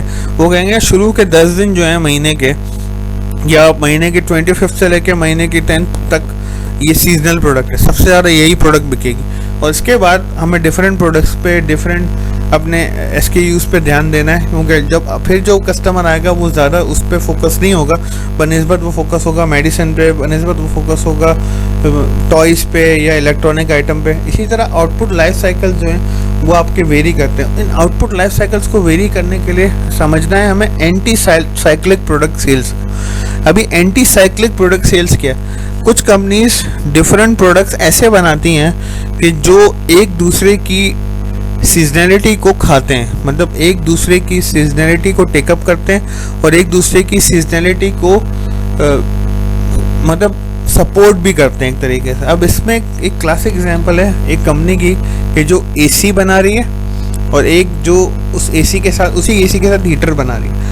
अब कंपनी ने एसी बनाना शुरू किए, लेकिन उसने देखा कि मेरी एसी की सेल्स सपोज सर्दियों में गिर जाती है, तो उसने इकोनॉमीज ऑफ स्कोप का कॉन्सेप्ट बनाया। उसने देखा कि यार एचवीएसी के अंदर या इसको इस इंजीनियरिंग के अंदर ये समझने की कोशिश की कि एसी और हीटर में फ़र्क क्या है। तो उसने देखा कि यार बहुत क्लोज प्रोडक्ट्स हैं, सिर्फ साइकिल को उल्टी चलाना है तो वो एसी बन जाएगा, सीधी चलाना है तो वो हीटर बन जाएगा। तो उसने हीटिंग या रेफ्रिजरेटर्स या हीटिंग इक्विपमेंट बनाना शुरू किया फॉर एग्जाम्पल। तो उसने देखा कि जहाँ पे मेरी एसी की सेल्स डाउन होगी वहाँ हीटर की सेल्स बढ़ना शुरू होगी, और जहाँ मेरी हीटर की सेल्स डाउन होगी वहाँ एसी की सेल्स बढ़ना शुरू होगी। इस तरह कंपनी ने अपनी इकोनॉमीज ऑफ स्कोप यूज़ करते हुए अपनी जो प्रोडक्शन थी जो कि सीजनल थी उसको ऑल ईयर राउंड बना दिया।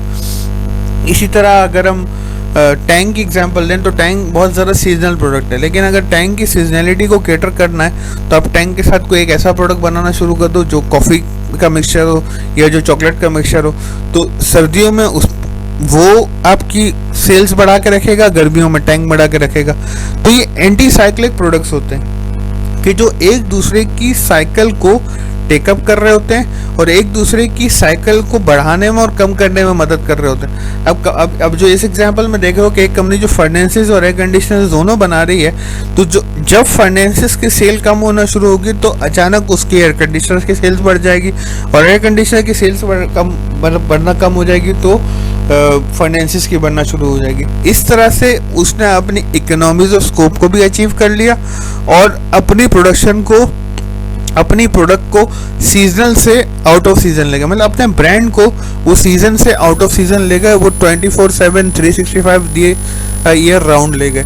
इसीलिए आप देखते हो कि जो कंपनीज इलेक्ट्रॉनिक प्रोडक्ट बना रही होती है वो अपनी रेंजेस बढ़ा रही होती है। पहले वो एसीज बनाती है, फिर एसी में इन्वर्टर, नॉन इन्वर्टर, फिर फ्रिजेस, फिर फ्रिज के बाद वॉशिंग मशीन्स, फिर you name it. Her electronic product के अंदर वो अपनी डायमेंशन ऐड करती है। क्यों? क्योंकि उनके पास फैक्ट्री होती है, उनके पास लोग होते हैं, कैपेसिटीज़ होती हैं, कैपेबिलिटीज़ होती हैं। सिर्फ उनको देखना होता है कि how to get engage and how to engage their brand 365 days a year. इसी तरह रिटेल आउटलेट्स इसको किस तरह इस्तेमाल करते हैं, इसको इस्तेमाल करते हैं वो अपने कलेक्शंस निकाल के, spring collection, summer collection, winter collection, क्योंकि फैक्ट्री भी है, लोग भी हैं, प्रोडक्ट भी है, रॉ मटेरियल भी है। जस्ट उनको मार्केट की कैपेसिटी को समझना है, मार्केट की डायनामिक्स को समझना है, and they start producing it. इस तरह से वो इकोनॉमीज ऑफ स्कोप अचीव करके अपनी प्रोडक्ट को all year long 365 days market में इन रखते हैं। तो इन कैपेसिटी इंक्रीमेंट्स को करने के लिए आपके पास 4 डिफरेंट तरीके हैं। पहला तरीका है स्मॉल कैपेसिटी इंक्रीमेंट, कि आप छोटे छोटे ब्लॉक्स में छोटे छोटे सेगमेंट से कैपेसिटी को इन्हेंस करो। पहले एक सीज़न में इन्हेंस करके देखो मार्केट का क्या जो है रिटर्न आता है, फिर दूसरे सीज़न में थोड़ी सी इन्हेंस करो, ठीक है। फिर इसका ही एक वेरिएशन है कि आपको जो कैपेसिटी इंक्रीमेंट करना है वो आप सिंगल शॉट में या मैक्सिमम 2 शॉट्स में कर दो, 2 गैप्स में, 2 सेगमेंट्स में, 2 ब्लॉक्स में ही वो इंक्रीमेंट कर दो जो आपको ओवर द स्पेन करना है। इससे क्या फ़ायदा होगा कि आप अपनी कैपेसिटी को एग्जॉस्ट फॉरन कर लोगे। नुकसान क्या हो सकता है कि वो सेल्स जो आप एक्सपेक्ट कर रहे हो वो ना आए, जिसकी वजह से डिसइकोनॉमीज ऑफ स्केल आ जाए, आपका हर नया प्रोडक्ट पिछले प्रोडक्ट से महंगा बन रहा हो। फिर होता है टाइम प्रीसीडिंग डिमांड, कि आप टाइम के साथ साथ अगर आपको जो कैपेसिटी 1 साल में इंक्रीमेंट करना है, आप उसको हर हफ्ते थोड़ा थोड़ा, हर महीने थोड़ा थोड़ा ऐड करके अपने उस टाइम प्रीसीडिंग डिमांड को, या जिस टाइम तक आपको उसको एक्सेप्ट करना है या उसको प्रोड्यूस करना है, आप कर दो। और इस एक और आती है इसके अंदर टाइम फॉलोइंग डिमांड, कि आप फॉलो करो अपनी डिमांड को पिछली टाइम से। मीन्स आपने जो पहले इंक्रीमेंट्स देखे थे आप उसको देख के अपनी डिमांड को इन्हेंस करो। ये सारी चीज़ें करनी क्यों है आपको? देखो, कैपेसिटी इंक्रीमेंट तो करना होता है। हम ये नहीं कहेंगे कि शॉर्ट टर्म या लॉन्ग टर्म कैपेसिटी में इंक्रीमेंट जो है वो बहुत डायनामिक चीज़ है और ये कभी नहीं होती है, और नहीं करनी तो होती है, लेकिन आपको सिनेरियो बेस रखना होता है। अभी time preceding and time following demand क्या है, इसको समझने के लिए मॉल्स को देखो कि उनको मॉल ऑपरेट करना है सुबह 10 से लेकर रात 2 बजे तक। एक तरीका तो ये है कि वो लार्ज कैपेसिटी इंक्रीमेंट करें, मींस सुबह 10 बजे इनका सारा स्टाफ एक साथ रिपोर्ट करते, लेकिन वो ऐसा नहीं करते। वो 10 से लेके 2 बजे तक डिफरेंट स्टाफिंग रखते हैं, 2 से लेके 7 बजे तक डिफरेंट स्टाफिंग रखते हैं, और रात 7 से लेके रात 2 बजे तक डिफरेंट स्टाफिंग रखते हैं। ये टाइम प्रीसीडिंग डिमांड। इसी तरह टाइम फॉलोइंग डिमांड क्या है कि कहीं पे आप बहुत ज़्यादा स्टाफ से स्टार्ट होता है। अब टाइम फॉलोइंग डिमांड को हम इसी प्रोडक्ट से समझें तो 7 से लेकर रात 2 बजे तक आपके पास मैक्सिमम लोग होते हैं, लेकिन आप फिर 2 बजे से लेकर 5 बजे तक उनको थोड़ा थोड़ा करके कम करते रहते हो, और आप देखते हो 5 बजे बिल्कुल मॉल खाली हो जाता है, कोई बंदा भी काम नहीं कर रहा होता। तो ये time preceding and time following demand इस तरीके से होती है।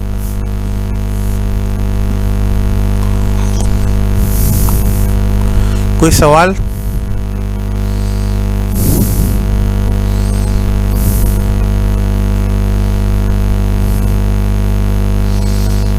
जी फैजान शेख साहब।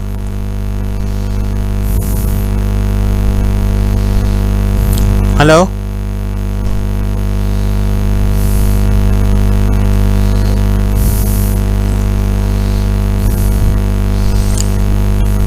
ठीक।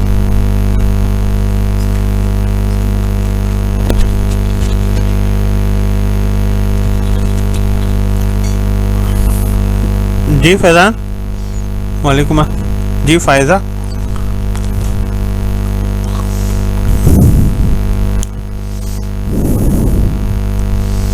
देखो टाइम प्रीसीडिंग और टाइम फॉलोइंग डिमांड को समझने के लिए ना आप ये समझो कि कैपेसिटी को इन्हेंस या कैपेसिटी को डाउन कैसे करते हैं। कभी आप मैक्सिमम कैपेसिटी के साथ काम कर रहे हो तो आप मैक्सिमम कैपेसिटी से अचानक ज़ीरो पे नहीं आते, आप थोड़ा थोड़ा करके उसको कम करते हो, ठीक है ना। स्पीड की अगर आप गाड़ी चलाने की एग्जांपल लो तो गाड़ी आप चला रहे हो तो आप अगर कोई ऐसा केस नहीं आता कि आपको अचानक ब्रेक ना पड़ना पड़े, तो इसके अलावा अगर आपको गाड़ी स्लो करनी है तो आप कैसे करते हो, आप अपने स्पीडोमीटर से पैर हटाते हो और थोड़ा थोड़ा ब्रेक देके आप गाड़ी को स्लो करते हो। ये होती है टाइम फॉलोइंग डिमांड। आप अपनी मैक्सिमम कैपेसिटी से अगर आपको ज़ीरो पे आना है तो आप अचानक नहीं आते, आप थोड़ा थोड़ा करके, आप छोटे छोटे पोर्शंस कट करके आप ज़ीरो की तरफ आते हो। इसी तरह अगर आपको ज़ीरो से मैक्सिमम की तरफ जाना है ना तो आप अचानक नहीं चले जाते, जिसकी वजह से बहुत नुकसान होता है आपको। कभी कभार ना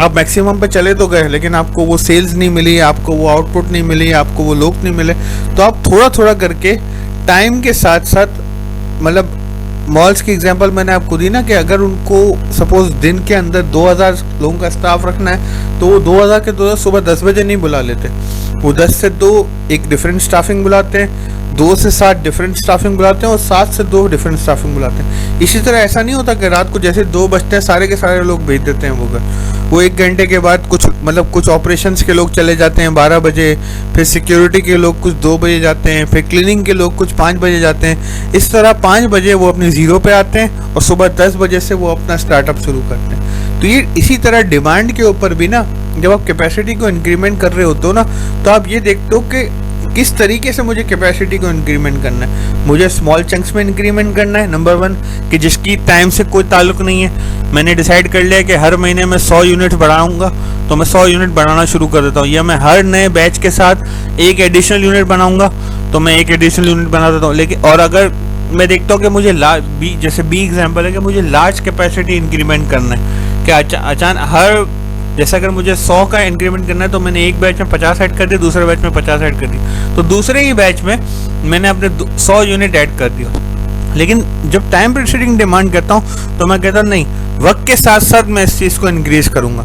1 साल के अंदर, 6 साल के अंदर, 10 साल के अंदर, या 1 महीने के अंदर, या 6 महीने के अंदर मैं टाइम के ब्लॉक्स के साथ अपनी कैपेसिटी को इंक्रीमेंट दूंगा और मैं वक्त दूंगा इंक्रीमेंट को समझने के लिए। ये सब करना क्यों है? क्योंकि देखो जब फोरकास्ट करते हो ना तो आपको खुशियाँ खुशियाँ नज़र आ रही होती हैं। आप जब प्रोडक्ट एक बना रहे हो और उसको सेल कर रहे हो, तो जब आप फोरकास्ट करते हो ना, आपको बहुत अच्छा सब कुछ लग रहा होता है। लेकिन कभी कभार ये time preceding and time following demand आपको बचा भी लेते हैं।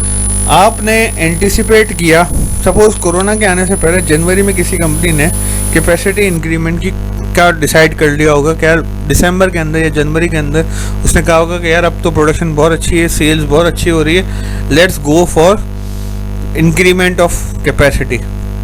बट उसने कहा कि मैं हर महीने अपनी कैपेसिटी ऐड करूँगा, जनवरी में भी ऐड करूँगा, फरवरी में भी ऐड करूँगा। तो टाइम प्रीसीडिंग की वजह से वो बच गया। फरवरी में जाके या मार्च में आते ही उसका लॉकडाउन हो गया और उसकी सारी प्रोडक्शन रुक गई। तो उसने शुक्र अदा किया होगा कि अच्छा हुआ मैंने अचानक अपनी कैपेसिटी नहीं बढ़ाई थी। इसी तरह जब मार्केट में प्रोडक्ट आता है ना, तो कभी कभार ऐसा होता है कि ओवरवेलमिंग रिस्पॉन्स मिलता है, और उस ओवरवेलमिंग रिस्पॉन्स की वजह से लोग एडिशनल कैपेसिटी पे फ़ौरन चले जाते हैं। अगर हम किसी बर्गर जॉइंट की या प्रोडक्ट की एग्जांपल लें, तो नए बर्गर जॉइंट जो आते हैं उनमें से कुछ ऐसे होते हैं कि जिनको बहुत अच्छा रिस्पांस मिलता है और वो फ़ौरन ये समझते हैं कि यार ये हमने मैक्सिमम कैपेसिटी अटेन कर ली है, let's go for another outlet. लेकिन जैसे ही वो दूसरा आउटलेट खोलते हैं, वो बी को यूज़ करते हुए लार्ज कैपेसिटी इंक्रीमेंट्स कर देते हैं, तो पता चलता है कि नहीं यार, वो जो आई थी वो तो फौज डिमांड थी, वो तो थोड़े वक्त की डिमांड थी, और अब सेटल डाउन होने के बाद तो मैं इतना ही प्रोडक्ट बना सकता हूँ कि जो मेरे एक आउटलेट से कवर हो जाता है, मेरा दूसरा आउटलेट बिल्कुल फारिग बैठा है, या दोनों आउटलेट मिलके 50-50% मेरी टोटल डिमांड को कैटर कर रहे हैं और दोनों आउटलेट अपनी मैक्सिमम कैपेसिटी पे नहीं गए। तो इसी तरह अगर कोई चीज़ को ख़त्म करना है ना मार्केट से, तो उसको अचानक वाइप आउट नहीं करते, टाइम के साथ साथ उसको थोड़ा करके साइडलाइन करते हैं, एंड साइडलाइन करके वाइप आउट कर देते हैं। ये है time preceding and time following demand. फिर आता है लोकेशन या लॉजिस्टिक्स प्लानिंग ट्रायंगल। तो लॉजिस्टिक्स प्लानिंग ट्रायंगल के अंदर हम देखते हैं, हम 3 चीज़ों को फोकस रखते हैं। नंबर 1 होती है हमारी इन्वेंट्री स्ट्रेटजी, कितनी इन्वेंट्री रखनी है, कहाँ से परचेज करना है, कैसे फोरकास्ट करना है, कहाँ वो इन्वेंट्री स्टोर होगी। जब आप ये बात आपको हो रही है कि आप लोकेशन समझ रहे हो कि आपको अपनी इन्वेंट्री का, अपने वेयर हाउस का, अपनी कैपेसिटी इन्हेंसमेंट के लिए फैक्ट्री बनानी है, या कोई आपको एक रिटेल आउटलेट्स भी खोलना है ना, सपोज आपको एक छोटा सा दुकान ही खोलनी है ना, तो भी आप ये लॉजिस्टिक्स प्लानिंग ट्रायंगल को अपने प्रोडक्ट पे अप्लाई करके देखोगे। सबसे पहले तो आप इन्वेंट्री देखोगे कि मुझे फोरकास्ट करना है, मुझे कितनी प्रोडक्ट चाहिए, क्या मुझे इसके लिए वेयर हाउस की ज़रूरत है, या मैं एग्जिस्टिंग एक शॉप के अंदर ही ये सामान रख लूँगा, या जहाँ मैं शॉप खोल रहा हूँ वहाँ से करीब कोई सस्ता रेंटल वेयर हाउस है। ठीक है, फिर मेरे को देखना है कि मुझे अपना प्रोडक्ट रखने के लिए स्टोरेज फंडामेंटल्स क्या हैं, मुझे अपना प्रोडक्ट रखने के लिए किस किस्म की स्टोरेज की ज़रूरत है, मैं कैसे परचेज करूँगा, इन्वेंट्री डिसीजंस क्या होंगे, फीफो लीफो वेटेड एवरेज, फिर और स्टोरेज डिसीजंस क्या होंगे। इसी तरह ट्रांसपोर्टेशन स्ट्रेटजी में देखूँगा कि ट्रांसपोर्ट फंडामेंटल्स क्या हैं, मेरा प्रोडक्ट किस तरीके से ट्रांसपोर्ट होगा, और जो तरीका यूज़ करूँगा उसके लिए जो गाड़ियाँ हैं या जो ट्रांसपोर्ट है वो मैं खुद हायर करूँगा, या मैं किसी और के ज़रिए इसको परचेज करूँगा या रेंट आउट करूँगा। ठीक है, और आखिर में आता है लोकेशन स्ट्रेटजी। इन दोनों को मिला के हम बनाते हैं क्या मेरे लोकेशन डिसीजंस क्या होंगे, मेरा प्रोडक्ट कहाँ बिकेगा, कैसे बिकेगा। ठीक है, एक आउटलेट खोलने के बाद क्या मैं अपनी प्रोडक्ट को, अपनी सेल्स को एक्सीड करने के लिए, एक्सटेंड करने के लिए क्या डिलीवरी को यूज़ करूँगा, और अगर डिलीवरी मीडियम को भी यूज़ करूँगा तो डिलीवरी मेरी होगी या मैं फूड पांडा या बाइकिया या करीम के ज़रिए यूज़ करूँ। और ये तीनों करने क्यों हैं, ये है हमारे कस्टमर सर्विस गोल्स कि प्रोडक्ट, लॉजिस्टिक्स और इन्फॉर्मेशन सिस्टम को यूज़ करते हुए मैं आइडियल लोकेशन को चूज़ करता हूँ अपने प्रोडक्ट के लिए, अपनी चीज़ के लिए। ठीक है ना, इसी लॉजिस्टिक्स प्लानिंग ट्रायंगल की बेस पे जो मार्केट्स हैं ना ये फॉर्म हुई हैं, या जो आपको जैसे आप देखते हो क्या इलेक्ट्रॉनिक मार्केट है, इलेक्ट्रिक मार्केट है, पेपर मार्केट है, ये मार्केट्स फॉर्म हुई है ना इन लॉजिस्टिक्स प्लानिंग ट्रायंगल को ध्यान में रखते हुए। मुझे यकीन है कि उन्होंने कभी ये चीज़ पढ़ी नहीं होगी, समझी नहीं होगी, बट चाहे ना चाहे उन्होंने इस चीज़ को अपने ऊपर इम्प्लीमेंट किया। उन्होंने देखा कि कहाँ मेरा सबसे ज़्यादा प्रोडक्ट बिक रहा है, कहाँ पे इसकी 2 से ज़्यादा शॉप्स हैं, और वहाँ पे मैंने वो प्रोडक्ट बेचना शुरू किया, या वहाँ पे मैंने उस प्रोडक्ट की रिटेल शुरू की। ठीक है, तो लोकेशन डिसीजंस जो है ना वो ज़्यादातर जो है वो शॉर्ट टर्म कंसिडरेशन से बहुत ड्राइव होते हैं। आपने सब कुछ चूज़ करने के बाद देखा कि सब आपकी प्रोडक्ट बनाने के लिए सपोज कोरंगी या साइट दोनों में से आपको चूज़ करना, तो अब आप देखोगे वेज रेट्स कि चलो सब कुछ तो रेडी हो गया, लेकिन कहाँ पे वेज रेट्स नॉर्मल है, या हमारी कंसिडरेशन के लिए जो प्रोडक्शन कर रहे होते हैं ना, तो वहाँ पे ये देखना ज़रूरी होता है कि कहाँ पे यूनियन स्ट्रॉन्ग है। जहाँ यूनियन स्ट्रॉन्ग होते हैं ना वहाँ पे चले जाते हैं, क्योंकि लेबर से काम करना और लेबर को हैंडल करना एक डिफ़िकल्ट टास्क है, और उस टास्क को अटेन करने के लिए आपको यूनियंस की ज़रूरत पड़ती है। या एक्सचेंज रेट्स फॉर एग्जांपल, अब मैकडॉनल्ड्स के लिए एक्सचेंज रेट बहुत ज़रूरी है समझना कि किस मार्केट में काम करना है, वहाँ पे एक्सचेंज रेट कैसे हैं। और एक्सचेंज मतलब अगर आज के एक्सचेंज रेट पे मैकडॉनल्ड्स ने पाकिस्तान में एंटर होना होता ना, तो वो कभी भी नहीं होता। जितनी फ्लक्चुएशन इसने 2 साल में देखी है पिछले, जो 95 और 105 से लेके आज हम 165 तक देख रहे हैं, अगर ऐसी एक्सचेंज रेट उस वक्त होती, ऐसी एक्सचेंज रेट फ्लक्चुएशन उस वक्त होती कि जिस वक्त मैकडॉनल्ड्स पाकिस्तान में आया था, तो शायद मैकडॉनल्ड्स कभी नहीं आता। इस एक्सचेंज रेट की बुनियाद पर आपको पता है कि बहुत सारी कार मैन्युफैक्चरिंग कंपनीज हैं कि जो कि पाकिस्तान में जिन्होंने प्लांट्स ख़रीद लिए थे, जिन्होंने लैंड परचेज कर ली थी, लेकिन अब जब उन्होंने फिर से कॉस्टिंग की तो जो कार या जो प्रोडक्ट वो बना रहे थे वो पाकिस्तान की मार्केट के लिए अनफीजिबल हो गई, मतलब फिजिबिलिटी ही चेंज हो गई एक्सचेंज रेट की वजह से। तो ये 2 फैक्टर बहुत इंपॉर्टेंट है लोकेशन डिसीजन के लिए। इसीलिए जो थर्ड वर्ल्ड कंट्रीज़ में जब बिजनेसेस आते हैं तो वो रिलक्टेंट होते हैं, वो इतनी आसानी से नहीं आते। वो पहले डिस्ट्रीब्यूशन मॉडल के साथ उस कंट्री के अंदर एंटर होते हैं, डिस्ट्रीब्यूशन मॉडल से उस कंट्री की डायनामिक्स को समझते हैं, अपनी प्रोडक्ट को लॉन्च करते हैं, प्रोडक्ट का फीडबैक देते हैं, और बहुत सोचने समझने के बाद, बहुत ज़्यादा चैलेंजेस फेस करने के बाद, बहुत सारी स्टडीज़ करने के बाद दे गो फॉर द प्रोडक्शन। हर जगह पर वो अपनी प्रोडक्शन नहीं करती। इसी तरह इन्हीं वजूहात की बिना पे एप्पल ने अपनी प्रोडक्शन जो है ना चाइना पे मूव किया था कि एक्सचेंज रेट और वेज रेट, और इसके अलावा अवेलेबिलिटी ऑफ रिसोर्सेज। अब जब आपको अमेरिका में प्रोड्यूस करना और सारी प्रोडक्ट चाइना से इंपोर्ट करनी है, तो why not go to China, ठीक है ना। सब चीज़ें वहाँ से इंपोर्ट करो, लॉजिस्टिक्स की कॉस्ट बेयर करो, लॉजिस्टिक्स के चैलेंजेस बेयर करो। तो इससे बेहतर है कि आप अपनी अप्रोच को बनाते हुए समझो कि आपकी लोकेशन आपकी लॉन्ग टर्म कैपेबिलिटीज़ को डेवलप करने में किस हद तक हेल्प कर रही है। आपने वेजेस के बेस पे प्लांट लगा लिया, इसकी बहुत क्लासिक एग्जांपल पाकिस्तान में अवेलेबल है हाई टी। बहुत सारी कंपनीज ने hub industrial and textile enterprise में अपनी फैक्ट्रीज लगाई थी इसी बेस पे कि वहाँ पे वेज रेट सबसे कम थे, वहाँ पे लेबर इंटेंसिवली अवेलेबल थी। लेकिन वही कंपनीज आज भागने की तैयारी कर रही हैं वहाँ से, क्योंकि उन्होंने लॉन्ग टर्म इम्पैक्ट नहीं देखे थे। क्या चलो अभी तो लेबर सस्ती है, क्या 10 साल बाद भी इतनी सस्ती रहेगी या 20 साल बाद भी इतनी सस्ती रहेगी। अब उन कंपनीज को कराची से लेबर लेके जानी पड़ती है, तो कराची से लेबर ले जाना एक कॉस्ट, वो जो फ्यूल है, जो ट्रांसपोर्टेशन है, वो कॉस्ट है। भले लेबर आपको भी 17,500 की हब में मिल रही है, लेकिन 17,500 की कराची में ले जा रहे हो तो 2,500-3 हज़ार रुपये आप उसकी ट्रांसपोर्टेशन कॉस्ट अलग से दे रहे हो। तो लोकेशन को कंसीडर करते वक्त आपने ये देखना है कि आपकी लॉन्ग टर्म कैपेबिलिटीज़ को कैसे वो सपोर्ट कर रही है, और ये एक 6 स्टेप प्रोसेस है। सबसे पहले आप देखोगे कि आपकी सोर्सेज ऑफ वैल्यू क्या है। मीन्स आपको प्रोडक्ट बनाने के लिए, प्रोडक्ट को पैक करने के लिए या प्रोडक्ट प्रोड्यूस करने के लिए जो रॉ मटेरियल चाहिए या जो लेबर चाहिए वो कहाँ पे सबसे ज़्यादा अवेलेबल। फिर आप देखोगे कि मुझे कैपेबिलिटीज़ क्या चाहिए। हर प्रोडक्ट की कैपेबिलिटीज़ डिफरेंट हैं। सोप बनाने की कैपेबिलिटी डिफरेंट है, मिल्क बनाने की डिफरेंट है, इसी तरह इनकी प्रोडक्शन कॉस्ट भी डिफरेंट है।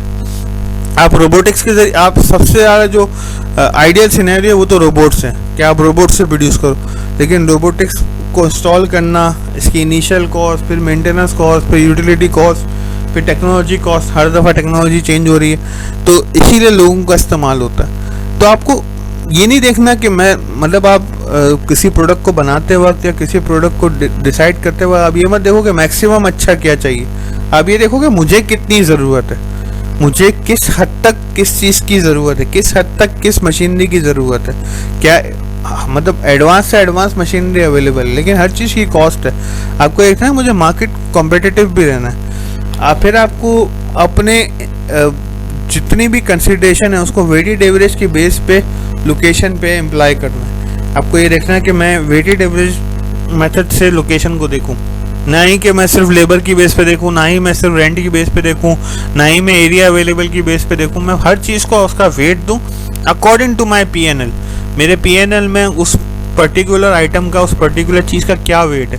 फिर मैं पोटेंशियल लोकेशन को आइडेंटिफाई करूँगा, इवेल्युएट करूँगा, and then I will develop a strategy to building network of locations. ये बहुत इंपॉर्टेंट है। ऐसा नहीं होता, अब अगर मैं मैकडॉनल्ड्स की एग्जांपल दूँ, ऐसा नहीं होता कि हम एक एबटाबाद में स्टोर खोल दें और एक स्टोर मनसेना में खोल दें, एक स्टोर फिर लाड़काना में खोले। नहीं, हमने स्टार्ट किया कराची एंड लाहौर से। कराची एंड लाहौर में इस वक्त हमारे 15-15, 20-20 आउटलेट है। क्यों? क्योंकि आपको नेटवर्क ऑफ लोकेशंस बनानी होती है। इससे क्या होता है, इससे आपकी रनिंग कॉस्ट में ओवरऑल, अब आप एक स्टोर आपने सपोज मनसेना में खोल दी, अब वहाँ उस एक स्टोर के लिए आप हेड ऑफिस नहीं बना सकते, वहाँ एक स्टोर के लिए वेयर हाउस नहीं बना सकते, वहाँ एक स्टोर के लिए आप जो है मतलब चैनल डिस्ट्रीब्यूशन चैनल नहीं बना सकते। तो आपको हर चीज़ की अलग से कॉस्ट बनेगी। हाँ, लेकिन हमने इस्लामाबाद में चैनल बनाया और इस्लामाबाद का चैनल बनाने के बाद फ़ौरन ही हम गए पेशावर में हमने आउटलेट खोला, क्योंकि वो इस्लामाबाद से सिर्फ 2 घंटे की दूरी।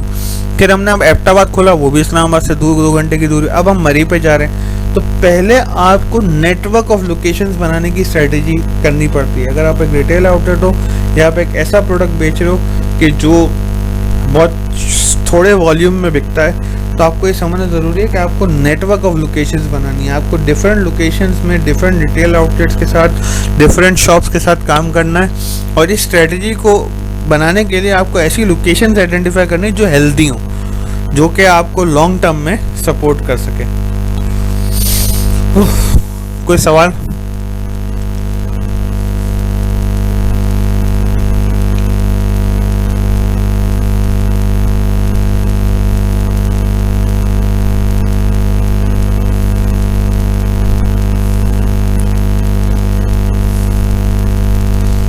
जी, ये क्या सवाल आया है ग्रुप पे?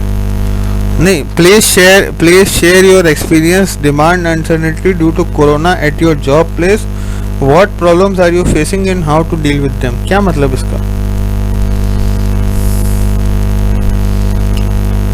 हेलो शरियार,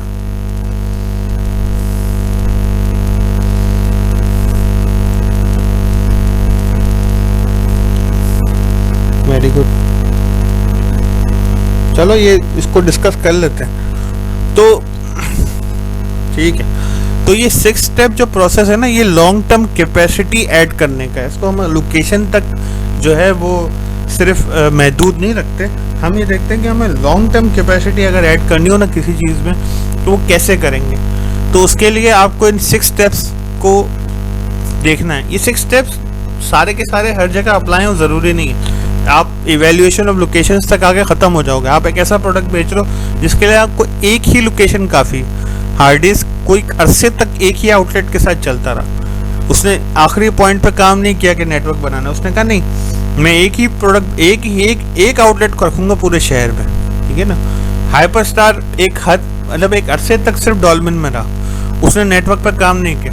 लेकिन लॉन्ग टर्म कैपेसिटी ऐड करनी है ना अगर अपने प्रोडक्ट में, तो इन 6 के 6 या 6 में से कोई 2, 3, 4, 5 आपके लिए काम करते रहेंगे। स्टेज 1 ये होता है कि आप रीजनल से इंटरनेशनल पे जाते हो। आपकी करंट कैपेसिटी एग्जॉस्ट हो गई है, आप जो प्रोडक्ट बना रहे हो वो पाकिस्तान में एक हद तक ही बिक सकता है, एक हद के बाद जो है वो बिकना कम हो जाता है और आप कहते हो कि यार लेट्स एक्सप्लोर इंटरनेशनल मार्केट्स। तो अब आप जब इंटरनेशनल मार्केट्स या रीजनल लेवल पे, सपोज आप कराची में थे, अब आप लाहौर जाने की सोच रहे हो या आप अपने प्रोडक्ट को कोयटा ले जाने की सोच रहे हो, तो अब आप देखोगे कि मुझे किन किन चीज़ों की या किन किन फैक्टर्स की ज़रूरत है। तो सबसे पहले तो एक्सेप्टेबल सर्विस लेवल होना चाहिए कि जो मैं प्रोडक्ट कराची में बेच रहा हूँ, सपोज उसका सर्विस लेवल 100 है, तो मैं जब कोयटा में बेचूँ तो 80-70 तो हो, इससे नीचे नहीं जा सकता। वहाँ पे मुझे लेबर अवेलेबल है, वहाँ वेज रेट्स क्या हैं, वहाँ यूनियंस कैसी हैं, वहाँ taxes, regulation and trade barriers क्या हैं। इसकी एक एग्जांपल हमारे पास जो थी वो थी जब हमने मैकडॉनल्ड्स को पाकिस्तान लेवल पे कंप्लीट करने का सोचा। 2016 से पहले मैकडॉनल्ड्स मतलब खैबर पख्तूनख्वा, सिंध, पंजाब में था, बलूचिस्तान में नहीं था। बलूचिस्तान में जाने के लिए आपके पास शहर कौन से सबसे इम्पोर्टेंट और सबसे अच्छा शहर जो था वो कोयटा था, बट कोयटा के अंदर बहुत सारे बैरियर्स थे। एक तो सिक्योरिटी थ्रेट था सबसे पहला, तो दूसरा वहाँ पे लोकल चेन्स बहुत ज़्यादा डेवलप थी। वहाँ पे लोगों का जो टेस्ट बड्स हैं या जो लोगों के जिस मार्केट को हम एक्सप्लोर करना चाहते वो मार्केट अवेलेबल नहीं थी, लेबर अवेलेबल नहीं थी।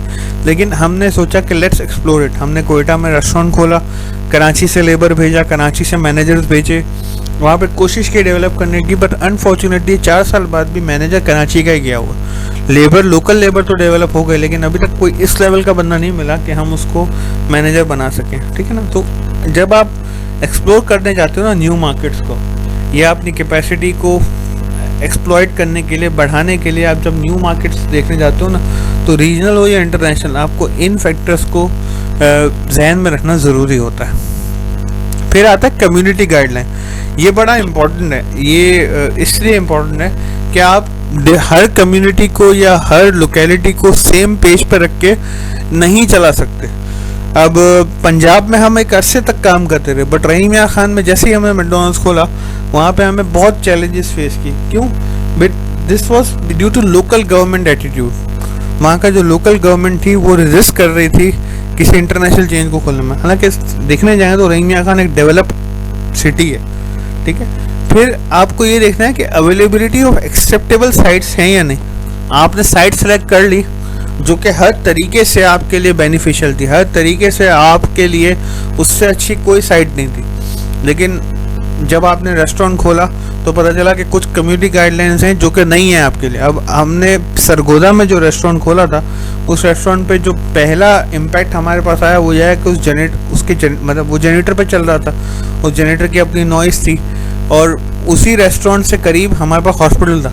तो हमें पता चला कि हॉस्पिटल ने हमारे ऊपर क्लेम किया कि इनकी आवाज़ की वजह से हमारे मरीजों को प्रॉब्लम होती है। एक बहुत छोटी सी बात थी कि जो किसी ने आइडेंटिफाई नहीं की थी कि ये भी हो सकता है। लेकिन इसके बाद हमें एक्सपीरियंस हुआ कि नहीं, we have to go for low noise gensets, जिनकी कैनोपीज हम लो नॉइज़ की लें ताकि लोगों को डिस्टर्बेंस ना हो। जनरेटर के चलने की आवाज़ से भी डिस्टर्बेंस हो सकता है। फिर आप जोनिंग होती है बहुत जगह पे।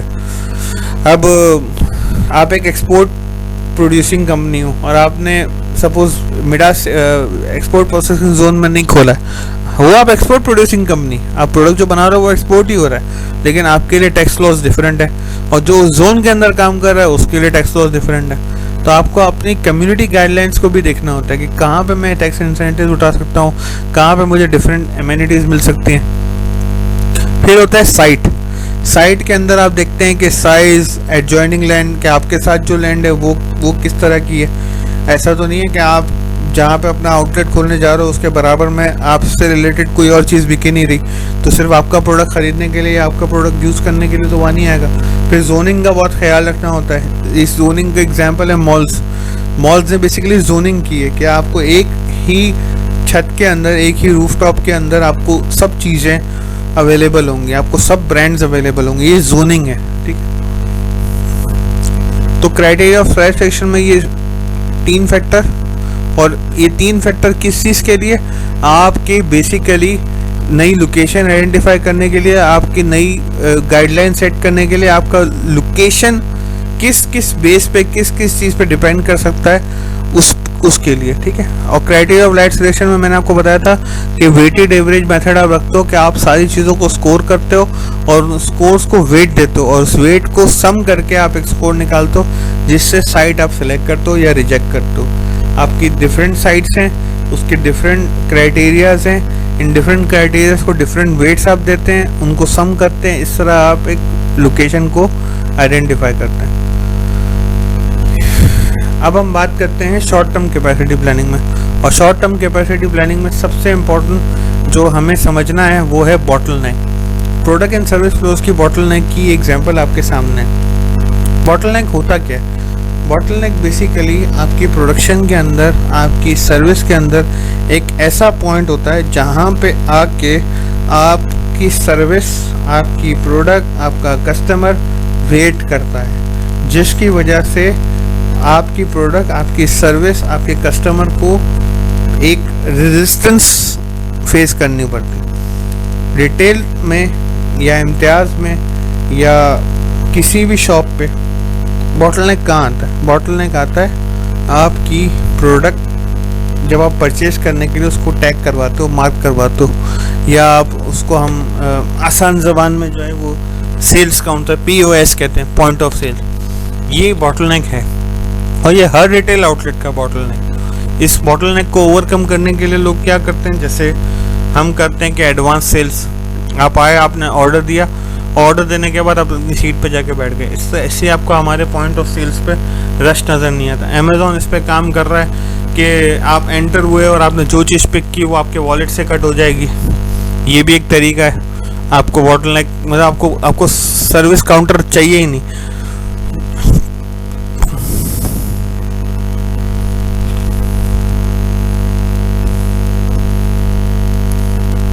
सवा 9 बज गए हैं भाई, 15 मिनट रह गए, ये ख़त्म नहीं होगा तो अभी आगे आगे कैसे जाएंगे।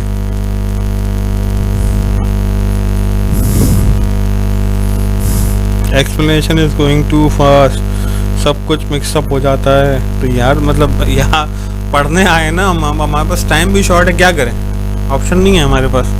चलो इसको, ये पूरा लेक्चर रिकॉर्ड हो रहा है, इसकी रिकॉर्डिंग आपको मिल जाएगी, आप इस रिकॉर्डिंग को बाद में पढ़ लेना, समझ लेना। अगर कोई चीज़ समझ में नहीं आए तो मुझसे प्लीज़ मंडे से पहले पूछ लेना, अगले मंडे से पहले। अगले मंडे तक का वेट मत किया करो, 3 घंटे की क्लास को 1.5 घंटे में कंप्लीट करना है। इसके लिए मेरे पास बहुत सारे ऑप्शंस नहीं हैं, तो आप लोगों का सपोर्ट चाहिए होगा इसके ऊपर जी। हेलो हेलो,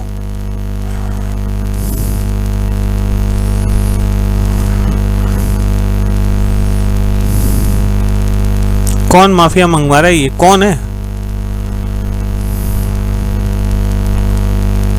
ये फायजा शुएब है, ये फायजा शुएब।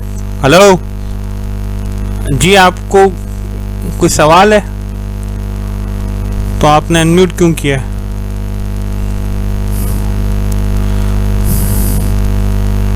हेलो, हाँ तो चलो अब इसको अभी जो हमारे पास जो टाइम बचा है हम इसको शॉर्ट कर देते हैं। हमें बॉटलनेक का कॉन्सेप्ट समझना ज़रूरी है। मैं आपको ना इस पूरे लेक्चर में से क्या क्या चीज़ें इंपॉर्टेंट है आपके पढ़ने के लिए ना, वो मैं अलग से आपको शेयर कर दूंगा, आप फिक्र मत करो। ये आपको, मुझे पता है कि आपको बहुत ज़्यादा मिक्सअप हो रहा होगा, लेकिन अभी सिर्फ लर्निंग पे फोकस करो। इसमें से क्या समझना है, क्या याद करना है, क्या नहीं याद करना, वो मैं आपको खुद बता दूंगा, ठीक है। तो बॉटलनेक का कॉन्सेप्ट समझना ज़रूरी है। मेरे प्रोडक्शन में, मेरी सेल्स में, मेरी सर्विस में कौन सा पॉइंट ऐसा है कि जो मेरी सर्विस को स्लो कर रहा है। अब इस एग्जाम्पल के अंदर अगर हम देखें ना, तो रॉ मटेरियल इनपुट थी 1.5 टन्स अ डे, जो कि फैब्रिकेशन को 375 पाउंड पर आवर मिल सकती है। फैब्रिकेशन से जो प्रोडक्ट निकल रही है ना, वो 15 कंपोनेंट्स पर आवर है। असेंबली जो है वो 20 यूनिट्स पर आवर बना सकती है। ये 20 यूनिट्स पर आवर आगे नहीं भेज पा रही। असेंबली जो है ये 20 यूनिट्स पर आवर आगे नहीं भेज पा रही। क्यों? क्योंकि उसका इनपुट है 15 कंपोनेंट्स पर आवर। बना वो 20 सकती है, लेकिन मिल रहा है उसको 15, इसीलिए वो आगे 15 यूनिट्स पर आवर भेज रही।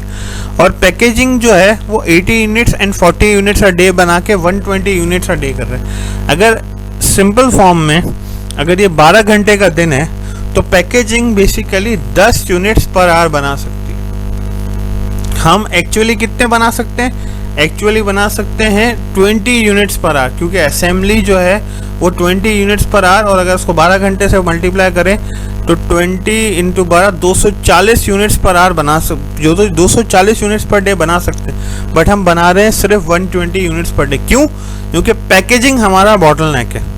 पैकेजिंग एक जो है वो तकरीबन 6 यूनिट और एक जो है वो तकरीबन 3 यूनिट पर आवर हमें दे रही है, जिसकी वजह से ये total components 120 units per day या 10 यूनिट्स पर आवर बन रहे हैं। तो पूरे सिस्टम में ऐसे ही डिफरेंट पॉइंट पे डिफरेंट बॉटलनेक्स होते हैं। अब इम्तियाज़ अगर अपना चेक करे, एक रेगुलर इम्तियाज़, तो वो देखेगा कि मैं तो दिन की 2 करोड़ रुपए सेल कर सकता हूँ, लेकिन मैं कर रहा हूँ सिर्फ 1 करोड़ रुपए या 1.5 करोड़ रुपए। क्यों? क्योंकि असल में जो ये सारे कंपोनेंट्स मैं बेच रहा हूँ वो आके लोग लाइन में खड़े होते हैं अपनी रिसीप बनाने के लिए, उसको सेल करने के लिए, असल में पॉइंट ऑफ सेल। और पॉइंट ऑफ सेल में चूंकि रश बढ़ जाता है, इसकी वजह से कस्टमर आना अवॉइड करते हैं, या मेरी पार्किंग एग्जॉस्ट हो जाती है जिसकी वजह से कस्टमर आना अवॉइड करते हैं। तो मेरा बॉटलनेक सेल्स का या तो पार्किंग है या पॉइंट ऑफ सेल्स है, और जिसको मैं अगर एक्सटेंड कर दूं तो मैं अपनी सेल्स बढ़ा सकता हूं। तो शॉर्ट टर्म कैपेसिटी ऑल्टरनेटिव में, शॉर्ट टर्म में आप पहले अपने बॉटलनेक को चेक करते हो। और ये बॉटलनेक को चेक क्यों करते हो? आप अपनी कंस्ट्रेंट्स आइडेंटिफाई करने के लिए, थ्योरी ऑफ कंस्ट्रेंट्स कहलाती है, इसको थ्योरी की तरह ना समझें।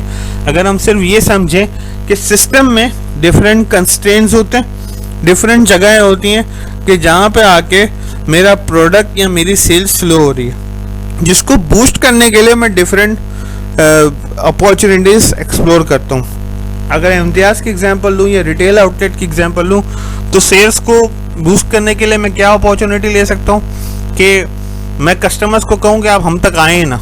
सबसे बड़ा बॉटलनेक है पॉइंट ऑफ सेल्स, आप मुझ तक आए ही ना, आप मुझे अपनी रिक्वायरमेंट भेज दें, मैं आपको वो प्रोडक्ट फ्री ऑफ कॉस्ट घर पे डिलीवर करवा देता हूँ। सेल्स अचानक बूस्ट हो जाएगी क्योंकि कस्टमर्स को जाना नहीं पड़ेगा, कस्टमर अपनी रिक्वायरमेंट ईमेल करें, व्हाट्सएप करें, कॉल करके लिखवा दें, एंड देन वो कस्टमर के घर पे डिलीवर हो जाए। इस तरह कस्टमर आएगा नहीं बट मेरी सेल्स बूस्ट हो जाएगी। ये एक क्लासिक तरीका है बॉटलनेक अवॉइड करने का या बॉटलनेक को रिमूव करने का। एक तो तरीका क्या है, मैं पॉइंट ऑफ सेल काउंटर बढ़ा दूं, जिस तरह अल्बेक ने किया हुआ है, 25, 30, 40 पॉइंट ऑफ सेल के काउंटर है, ठीक है।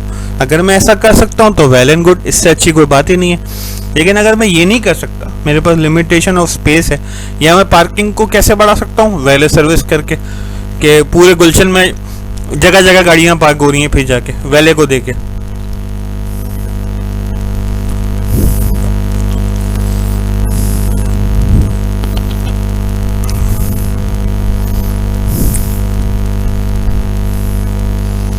थ्री PL यूज नहीं कर सकती।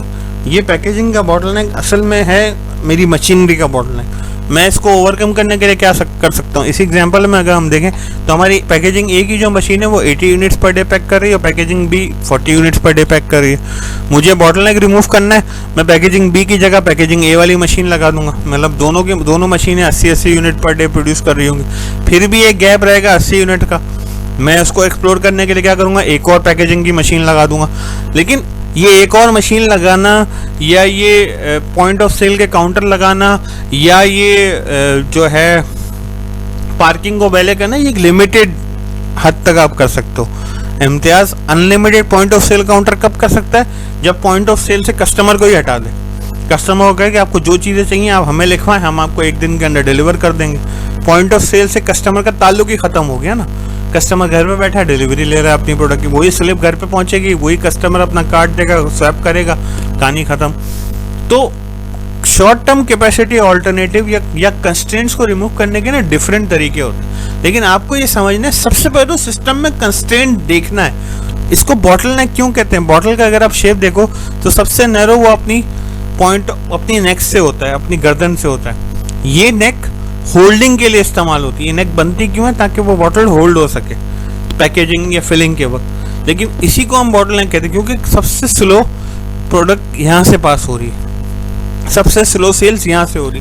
तो इस कंस्ट्रेंट को या इस बॉटलनेक को समझने के लिए आपको पहले अपने सिस्टम को समझना ज़रूरी है। पूरे सिस्टम को देखो कि कहाँ पे किस पॉइंट पे मेरा बॉटलनेक बन रहा है। अब इस एग्जाम्पल में अगर हम पैकेजिंग, अभी हमारे लिए पैकेजिंग बॉटलनेक है, ठीक है।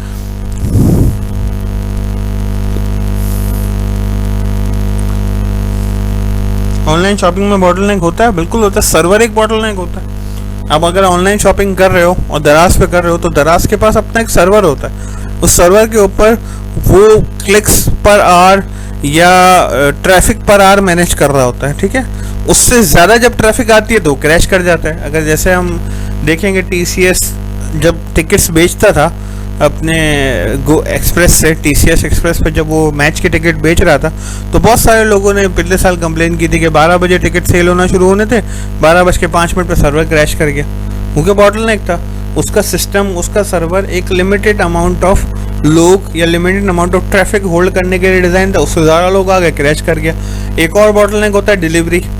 अब ऑनलाइन शॉपिंग आप कर रहे हो, ऑनलाइन शॉपिंग हैंडल कर सकती है सपोज 10,000 कस्टमर पर डे। उनके पास जो डिलीवरिंग कैपेसिटी है वो है 10,000 कस्टमर्स को वो डेली डिलीवर कर सकते हैं। अब जो 10,000 एक कस्टमर आएगा उसके लिए प्रोडक्ट डिले हो जाएगी, वो सेम डे डिलीवरी नहीं दे पाएंगे, या 1 दिन में या 2 दिन में या 3 दिन में डिलीवरी नहीं दे पाएंगे। तो हर जगह पे बॉटलनेक होता है। आपको समझना है कि उस बॉटलनेक को कैसे मैं रिमूव करूंगा अपने सिस्टम से। अब इस एग्जांपल में ना पैकेजिंग बॉटलनेक है। आपने कुछ ऐसी मशीन लगा दी कि जो 240 यूनिट से ज़्यादा पैक करने की कैपेसिटी रखती हैं। अब बॉटलनेक क्या हो जाएगा सिस्टम में? अब असेंबली बॉटलनेक हो जाएगी कि यार असेंबली 20 यूनिट बना सकती है, 15 यूनिट क्यों बना रही है। फिर आप असेंबली को चेक करोगे तो पता चलेगा कि यार पीछे से जो फैब्रिकेशन है वो असेंबली को 15 कंपोनेंट दे रही है, इसलिए असेंबली 20 यूनिट पर आवर नहीं बना पा रही। फिर आप फैब्रिकेशन को एक्सटेंड करोगे। तो ये जो कंस्ट्रेंट की थ्योरी है ना, ये चलती रहती है। आप बॉटलनेक्स को एक्सप्लॉइट करते रहते हो, एक्सप्लोर करते रहते हो उस हद तक कि जब तक सिस्टम में से सारे बॉटलनेक्स रिमूव ना हो जाए और सिस्टम 100% अपनी कैपेसिटी पे काम ना कर रहा, तब आप सोचते हो कि अब मुझे अपनी लॉन्ग टर्म कैपेसिटी को इन्हेंस करना है। इम्तियाज़ बादुराबाद 20 साल रहा, 15 साल रहा, क्यों रहा? क्योंकि उसने देखा कि मैं अभी तक सेल्स को एक्सप्लॉइट नहीं कर सका। मैं इम्तियाज़ बादुराबाद इम्तियाज़ होते हुए अपनी मैक्सिमम कैपेसिटी पर काम नहीं कर रहा। जहाँ उसने देखा कि मैक्सिमम कैपेसिटी अचीव हो गई है, अब कस्टमर्स आना रेजिस्ट कर रहे हैं, इतनी पार्किंग नहीं है या जितने लोग आ रहे हैं उनको हैंडल करने के लिए कैश काउंटर नहीं है, तो उसने दूसरे तीसरे चौथे आउटलेट पर जाने का सोचा। इसी तरह सिस्टम जो होता है, इस तरह सिस्टम जो होता है वो देखता है सबसे पहले अपनी प्रोडक्शन कैपेसिटी, मैं कितना प्रोड्यूस कर सकता हूँ, कितना प्रोड्यूस कर रहा हूँ। इसमें बॉटलनेक क्या है? सिस्टम में बॉटलनेक क्या हो सकता है? फ्लो ऑफ इन्वेंट्री, कितनी इन्वेंट्री मुझे चाहिए, कितनी इन्वेंट्री आ रही है, इन दोनों का डिफरेंस मेरा बॉटलनेक है। और ये बॉटलनेक क्यों है? हो सकता है मेरे पास वेयर हाउस ना हो सकता है मेरे पास हैंडलिंग कैपेसिटी ना हो सकता है मेरे पास स्टोरेज कैपेसिटी ना हो। वेयर हाउस में तो 2000 टन माल स्टोर हो सकता है, प्रोडक्शन के अंदर सिर्फ 10 टन माल स्टोर हो सकता है। प्रोडक्शन में जब तक 10 टन है तब तक 11वां टन नहीं आ सकता। तो आपको पूरे सिस्टम में जगह जगह बॉटलनेक्स को बार बार आइडेंटिफाई करते रहना होता है। यही आपकी कंस्ट्रेंट मैनेजमेंट कहलाती है। तो इसके बाद हम सिर्फ 2 चीज़ें समझते हैं कि शॉर्ट टर्म कैपेसिटी ऑल्टरनेटिव्स क्या होते हैं। शॉर्ट टर्म कैपेसिटी ऑल्टरनेटिव सबसे पहले तो होता है इंक्रीज रिसोर्सेज। आप अपनी रिसोर्सेज को, लोगों को, मशीनरी को इंक्रीज करें, बढ़ाएं। फिर आप इम्प्रूव रिसोर्स यूज़, मतलब आप देखें कि यार मेरी रिसोर्स जो है उसकी यूटिलाइजेशन क्या है, उसकी आउटपुट अपॉन इनपुट रेशियो क्या है, 80% है, 85% है, 90% है, उसको 100% तक ले जाने की कोशिश करें। फिर you modify the output. Modifying output एक क्लासिक टर्म है। कैसे? आपने देखा कि मेरी सेल्स नहीं बढ़ रही, मेरा प्रोडक्ट है, मेरा जो SKU है वो सपोज 1 kg का है और मेरी सेल्स नहीं बढ़ रही। आपने सेल्स बढ़ाने के लिए क्या किया? आपने SKU निकाला 1.5 kg का, प्राइसिंग कम कर दी। अब वो 1.5 kg ज़्यादा बिकने लगा क्योंकि वो कम प्राइस थी। तो यू मॉडिफाई योर आउटपुट। आप आउटपुट को, आप प्रोडक्ट को थोड़ा सा मॉडिफाई करते हो अपनी रिसोर्सेज को मैक्सिमम यूटिलाइज करने के लिए। फिर यू मॉडिफाई द डिमांड। आप डिमांड को मॉडिफाई किस तरह कर सकते हो? अपने सेल्स ट्रेंड को देखते हुए डिफरेंट डील्स निकाल के। आपको पता है कि कस्टमर आएगा और कस्टमर मुझसे डिमांड करेगा इस डील की। सपोज एक लार्ज डील है जिसको मैंने रखा, आप कस्टमर को कहते हो सर ये लार्ज डील तो आप ले रहे हैं, आप 100 रुपीज़ देंगे तो ये ऑफसाइज हो जाएगी। कस्टमर डिमांड को आप इस तरह से आप डिमांड को मॉडिफाई कर रहे हो, तो आप कस्टमर को प्रेजेंटेबल लालच दे रहे हो तो कि जिससे उसकी डिमांड हो। और आखिरी और बहुत important, do not meet the demand. ये है डिसइकोनॉमीज ऑफ स्केल। जब आपको पता है कि आप अगर डिमांड मैनेजमेंट पे रहे और डिमांड ही मीट करते रहे तो आप नुकसान में आ जाओगे, तो ये do not meet the demand पे चले जाते हो। Cadbury Pakistan, Kraft Pakistan eclairs की डिमांड को मीट नहीं कर पाता। एक्लेयर्स वो जितनी भी बना लेना बिक जाएगी, लेकिन एक हद के बाद अब वो एक्लेयर्स की कैपेसिटी नहीं बढ़ा रहे। इसकी वजह एक्लेयर्स का एक प्राइस पॉइंट है, 2 रुपये। सपोज 2 रुपये से महंगी एक्लेयर लोग नहीं खरीदेंगे, और 2 रुपये की एक्लेयर अगर हमें रखनी है तो हम सर्टेन नंबर ही बना सकते हैं। इससे ज़्यादा बनाने के लिए ना हमें प्राइस बढ़ाना ज़रूरी है, क्योंकि हमें नया प्लांट लगाना है या एक्स्ट्रा लेबर हायर करनी है या एक्स्ट्रा मशीनरी लगानी है। तो ऐसे पॉइंट पे आके ना कंपनीज कहती है do not meet the demand. बेशक मेरे प्रोडक्ट की डिमांड बहुत ज़्यादा है, लेकिन मुझे प्राइस पॉइंट मीट रखने के लिए कुछ लोगों को ना कहना है, do not meet the demand. Resources increase कैसे कर सकते हो? आप ओवर टाइम कर सकते हो, आप शिफ्ट्स लगा सकते हो, आप पार्ट टाइम वर्कर्स हायर कर सकते हो, सब कॉन्ट्रैक्टिंग कर सकते हो। ये सारे के सारे ना शॉर्ट टर्म कैपेसिटी ऑल्टरनेटिव थे, और लॉन्ग टर्म कैपेसिटी ऑल्टरनेटिव कोई नहीं होते। लॉन्ग टर्म कैपेसिटी ऑल्टरनेटिव सिर्फ एक ही होता है कि आप अपनी डिमांड में, आप अपनी प्रोडक्शन में एक्सटेंशन करें with respect of new machinery, new plants, new resources. कोई सवाल है तो जल्दी से कर लें।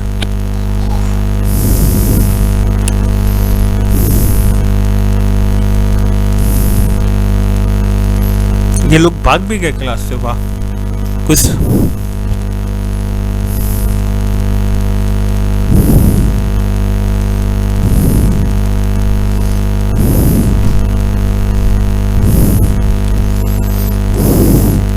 नहीं, लेकिन आज क्यों की वर्किंग? ये तो 2 हफ्ते पुराना असाइनमेंट था।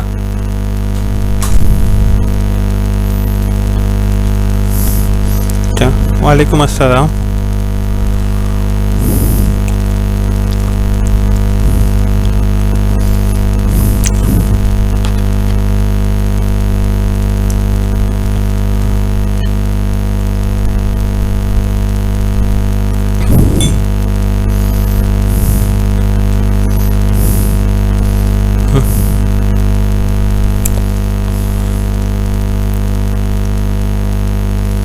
नंबर पे स्लाइड्स में इसलिए, इस नंबर्स पे मैं इसलिए जा रहा हूँ क्योंकि मुझे पता है ना कि अगर मैंने नंबर नहीं रखा ना तो होगा ये कि लोग 5 स्लाइड में उसको समराइज कर देंगे।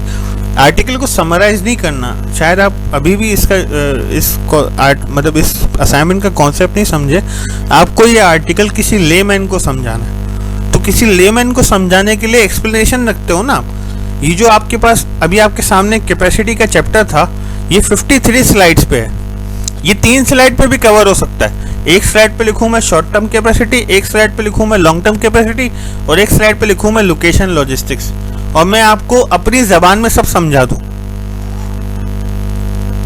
आपको समझ में भी आ जाएगा, मेरा काम भी हो जाएगा। लेकिन ये 53 स्लाइड्स क्यों बनाई?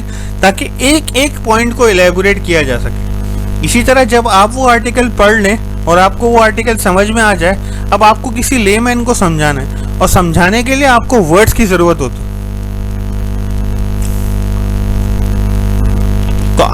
तो 4-5 एग्जांपल्स की 4-5 स्लाइड्स हो गई।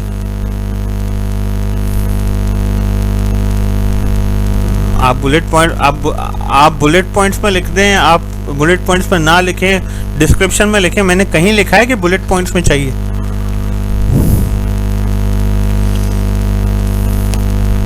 मैंने कहीं उसमें लिखा है कि बुलेट पॉइंट्स चाहिए? मैंने लिखा है स्लाइड्स मिनिमम इतनी चाहिए, ताकि आप उस आर्टिकल को मैक्सिमम देखो। वो आर्टिकल 240 दफ़ा मेरे पास वापस आया, मुझे इससे कोई सरोकार नहीं। वो आर्टिकल बेसिकली सप्लाई चेन का क्रस्ट है कि सप्लाई चेन स्टार्ट कैसे होती है। तो अगर आप उसको जितना ज़्यादा खुद लिख के एक्सप्लेन करोगे ना, उतना ज़्यादा ही वो आपको समझ में आएगा। और ये बात आपको तब समझ में आएगी कि जब आपकी प्रेजेंटेशन कंप्लीट हो जाएगी। जब आपकी प्रेजेंटेशन कंप्लीट हो जाए तब आप प्रेजेंटेशन को गो थ्रू करना। आप कॉन्फिडेंट हो जाओगे कि आप इस प्रेजेंटेशन को किसी को भी सर्व कर सकते हो, किसी को भी समझा सकते हो।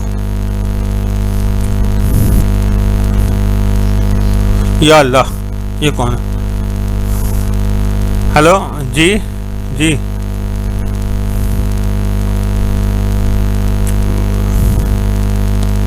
आपकी 1.5 घंटे की वीएलई पे क्लास होती है, ठीक है। आपकी क्लासेस अभी भी 3 घंटे की हैं, तो आपकी 1.5 घंटे की वीएलई की क्लास होती है, और वो असाइनमेंट टोटल 20 मिनट से ज़्यादा का नहीं है, ठीक है।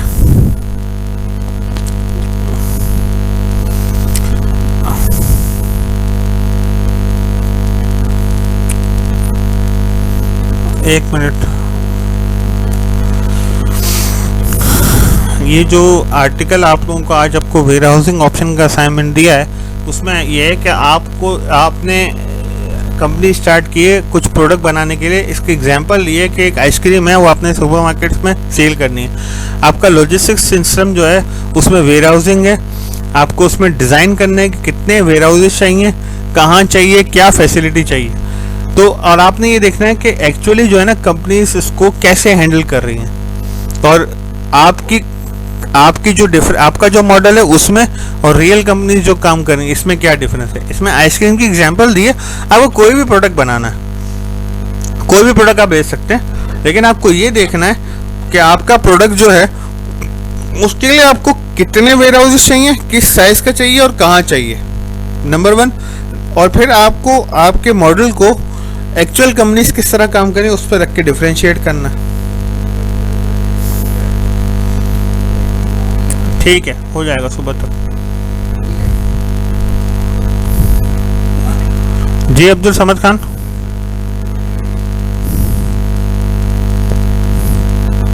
जी इन सब के मार्क्स हैं।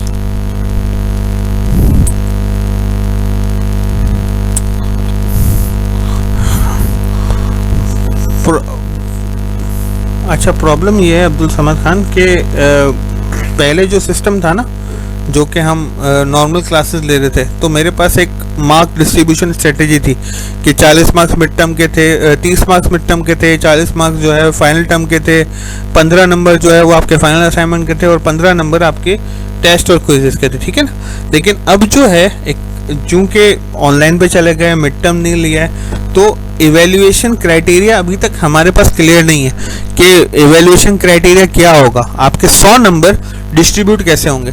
मैं सपोज अभी आपको कह दूं कि आपका ये असाइनमेंट 2 नंबर का है या 2.5 नंबर का है या 5 नंबर का है, लेकिन हो सकता है इवैल्यूएशन के वक्त मुझे उसको सिर्फ 1 नंबर देना पड़े।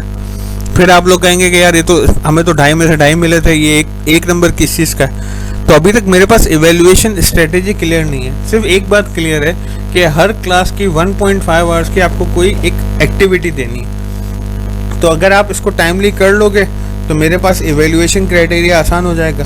टाइमली नहीं करोगे, जब मैं इवैल्यूएट करने बैठूंगा, सपोज अब्दुल समद खान को इवैल्यूएट करने बैठा और मैंने देखा कि अब्दुल समद खान ने तो एक ही असाइनमेंट किया है, तो मैं उस एक असाइनमेंट पर अगर मुझे 30 नंबर्स में से उसको नंबर देना, कितने दे दूंगा? 2 दे दूंगा, 3 दे दूंगा, फिर उससे आप फेल हो जाओगे। तो लीडर तब बनो कि जब ऑप्शन हो तुम्हारे पास लीडर बनने का, ठीक है। Thank you class. जी जी फरमाइए। जी जी जी, इसे एग्जाम्पल आइसक्रीम की दी गई है, ठीक है। Thank you so much class. फिर इंशाल्लाह आप लोगों से मंडे को मुलाकात होती है। ये क्लास आपको वीडियो पे इंशाल्लाह थोड़ी देर में मिल जाएगी, ठीक है। Thank you so much, take care, Allah हाफिज़।